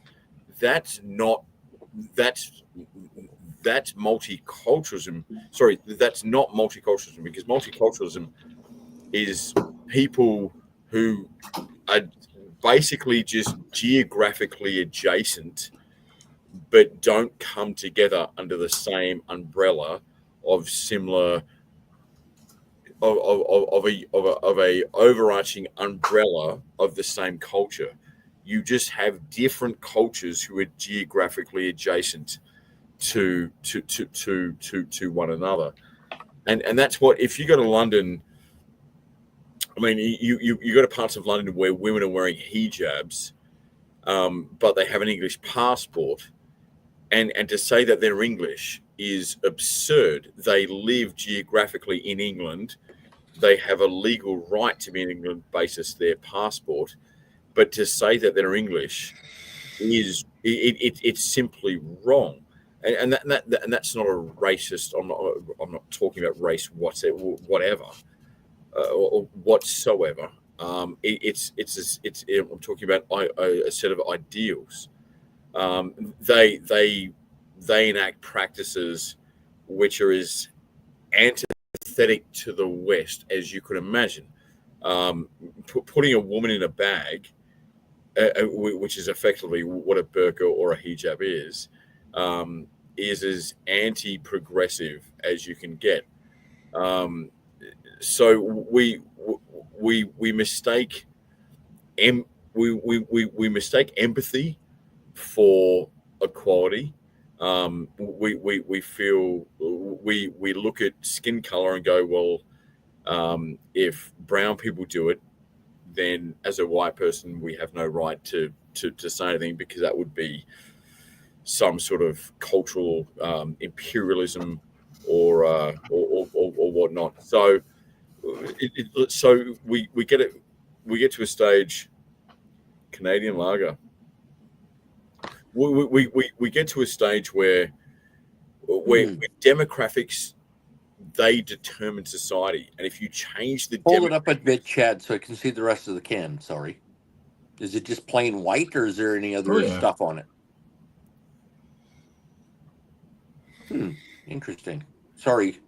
No, you're right, Joe. I'll just finish off by saying, if you change when you import people, you import ideas, and demographics determine society. So if you change the demographics of society, then you change the ideas of society. So if Western culture, which has existed for 200 years in Canada, America, and throughout the West, has a certain set of ideas, and the society is built upon those ideas, if you change the demographics, you are going to change those ideas. So the reason Canada has changed, Australia's changed, and the UK, France, Germany have all changed is because you're importing different ideas. Yes, but here's the point. The building of the US and the building of Canada was actually built upon those ideas, because everybody had a different idea and things kind of melded together, but that was when things were the beginning of. Now that we're progressive, those things seem foreign to us, and that's what gets us in trouble. We're always arguing over who's better. And that, in a way, hurts the multiculturalism, slows it down. But the one thing I can say at work is we do have multiculturalism. There are people that have forward thinking, people that have backward thinking on both sides of the fence. But we have to be, like, I know people in my personal life who are Muslim and they wear the burqa. It doesn't make them any less of a person, It doesn't make them any more of a person. It's not it's, James. Sometimes it's the burqa female's is choice, not the male's. sexually it's a discriminatory form. Why are there zero men? If it was egalitarian, then men would wear the burqa. It is the it's the Don't get me wrong of sexism. That Don't get me wrong. Don't get me wrong. Should have. I have met women who choose to wear it. I have met women who choose to wear it because it will attract the males that they want. Okay, James. If it was a choice, then some men would choose to wear it. It's not a choice. It's a social obligation within their community. You should Google a website called Ex-Muslims of America, and it's all these women who go the amount. Like my father would have kicked me out of the house if I didn't obey the Islamic belief systems. My society, my community would have ejected me. It's to say it's such a stupid thing to say that wearing the burqa is a choice, because 98% of women in Afghanistan wear the burqa. So really, if it was a choice, wouldn't it be like 50% do and 50% don't? Because it's I'm not talking about that. I'm talking about in a free society, like Canada, US, they have a choice. A lot of them in these communities, there is no choice. If a 15-year-old girl's going to say to her father, "I don't want to wear the burqa," and what you think her father's just going to, okay, well we're in Canada now, it's a free. No, it is the definition of sexism, prejudice, and it is a belief system which keeps millions of women under oppression, and where are the feminists? Where exactly. But the 1800s was the same thing for the English, with women wearing trousers. Sure, and I disagree with that as well. Exactly, but some women still chose to wear dresses. Some women still chose to wear the burqa. It depends on the man they want to attract. It's not a choice, though, James. You're equating this as though a 15-year-old Islamic girl is waking up and she can go, well, I've got a choice to wear the burqa, or I cannot. It's so ridiculous. And the reason being because the proof is in the evidence is that 100% of them do, which means that it's not a choice. You can either believe that 100% of them wake up going, well, I, of my own free volition, choose to wear this, or there is severe social and familial pressure for them to do so. So to say that these girls, I know personally, women, Jules, I know personally 2 women who should be wearing. One of them chooses to, one of them chooses not to. And it is their choice because they are in this country. Their parents aren't anywhere around. No familial nothing. Okay. They choose or don't choose. Well, and that is great, but that is not indicative. An anecdote is not indicative of the 1.8 million Muslim women who live in Canada. It's not. Well, I mean, anybody can find somebody who says a certain thing. That is not. I agree with you. There's a lot of prejudice and a lot of control. I will say that this whole conversation bums me the fuck out. Sorry. Because I will say that Christians do the same shit, just in a different way. So but it's not on nearly any the same level, Patrick. No, it is. It is. Okay. It's different to you, so it doesn't seem like the same level. But it's just same bullshit. It's the same bullshit, different flavor. It's there like you wear your burqas, you like women to be submissive. You notice that I'm just drinking my. You notice I'm just drinking my beer and trying to have a good time. It's such an incorrect comparison. If we look at the oppression of Christianity, fucking sucks. Islam fucking sucks. It all fucking sucks. I disagree with you, but I can see your point. trying to equate them as though they're the same. There are a billion Muslim women in the world who have very little rights, who get oppressed, who are prejudiced against, and to say that Christianity, which is it has zero power in almost any country in the West. I mean, like Donald Trump says he's a Christian, but there are no Christian. You know, I know a there are lot no of women Christian that have committed laws. suicide because they had sex before wedlock. So how about we just all just continue having a good time? There's a lot of things that have unfortunately I have to world. like leave it, and it's not because of what's being discussed. I have to leave regardless because I have to go do some come shit. back, But but I will say that like it's a bummer. Because like it's been a nice chat, and religion but like are the biggest arguing points. Let's not argue over them. Let's not talk about them. Let's enjoy our time. No, and then we should talk about them because we need to fix what's going on. But like, goddamn, I don't know. We have different opinions. I think that absolutely, America is in a very dark place. I'm not going to condemn anybody for their opinions. I see what I see. You see what you see. Everybody else sees what they see. But we're here as a beer review and a joking around, loving. Well, let's put it this way, right? Me and James, I became very good friends with James. Me and James, probably if we got onto religion, wouldn't be eye to eye at all. No. That's perfectly fine. He still sees things as people should have rights. This is the thing, right? Human beings, you always hear why should we shut people up? Why should we do? I believe that fundamental rights, and I'm not saying Jules is against this either. Jules, from what I've gone, is not against it. But we can all have differences of opinions, and that's perfectly fine. It's once we get to differences of fundamental belief systems that I have a problem. And most people that have been in my circle don't have that. They want people to be able to live their life and everything else. And that's fine. Like I am somebody that's voted for every single political party that's in Canada. In my life, I've voted for every single political party for different reasons. And I want somebody that can see what is going on, or what is the possibilities of what can happen, or what is best for them and their friends. And that's all I ask for.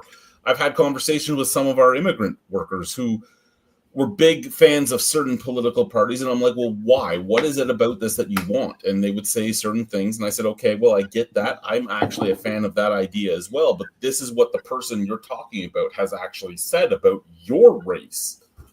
And they're like, oh. And I mean, that's the thing, right? So there's fundamental beliefs, and there is differences of opinions, and you're allowed to have differences of opinions. I wouldn't want to be friends with somebody that has a full-on fuck you, you can't be this, or you can't be that, or you can't be this. And see, I look at you as, I don't care whether you're Christian or not, you have your opinions. I don't care. If I think you're doing something wrong, I'm not going to go blah, blah, blah and freak out in your face. If I think you're doing something wrong and I think you need help, I'll pray silently for you. I'm not going to turn around and force it on you. I am the type that I grew up in a non-Christian household, beaten the shit out of constantly. Where I turned later on in life to be able to receive peace is my business, not yours. Yes. I won't force it on you. I will always turn around and let you have your opinion. I will always respect your opinion and you. You are important to me, therefore I let you live. I don't turn around and enforce myself on you. I am proud and happy to have all of you as friends, and I will be proud and happy till the day I die doing that. And that's all I can ask for. Exactly. It's what I want. I didn't come on here to argue. I didn't come on here to cause a point. I came on here to have fun with my friends. And I do have to bounce, but it's been nice chatting with all of you. Have a good night, Patrick. Take it easy. Have a good night, sir. Please come back. Nice to meet all of you. Hope you have a good night. You too. Jules, enjoy your audience tomorrow, I imagine, or at least close. Hopefully, the future is all right. We'll see. Likewise, I didn't mean to get political. No, you're good. I'm a good guy. Yeah, I no, it's all good. Take All yours. of us I have do strong gotta go. opinions, Jules. all right. See you, Mwah, Patrick. mwah, mwah. Mwah. Nice to meet you. Take her easy. Good night, man. Fuck it. You guys still here? Fuck, I thought you guys were going too. Holy Jeez. fuck, my nose got big in that photo. Yeah, well, it's a massive fucking nose, mate. It That's can't why I get had to bigger. change the aspect ratio right away. Well, Yeah. the problem is, Jules, if I walk in, my nose has been there 5 minutes before I have. What's the? I've got a joke, which I've. If you want to hear good nose jokes, watch the movie Roxanne starring Steve Martin. Yeah, no, it was a Jewish joke, which is I can't remember how it goes, but it's something about the nose, and it's like how did the it's something like how did the Jewish man I've got to Google this. And dude, I have no problem with your views. You have a different view than I do all the time. You see things differently than I do because you're door to door, face to face with people. I work in an industry where I'm face to face with people on the interior of a building. So you see Ooh, things my pants differently fell than I off. do. Whew. Okay, Well- I gotta sit down like this then. Oh Lord, he's underwearless again. Yeah, no, James, it's just. I mean, I'll say something political just for another minute or so. This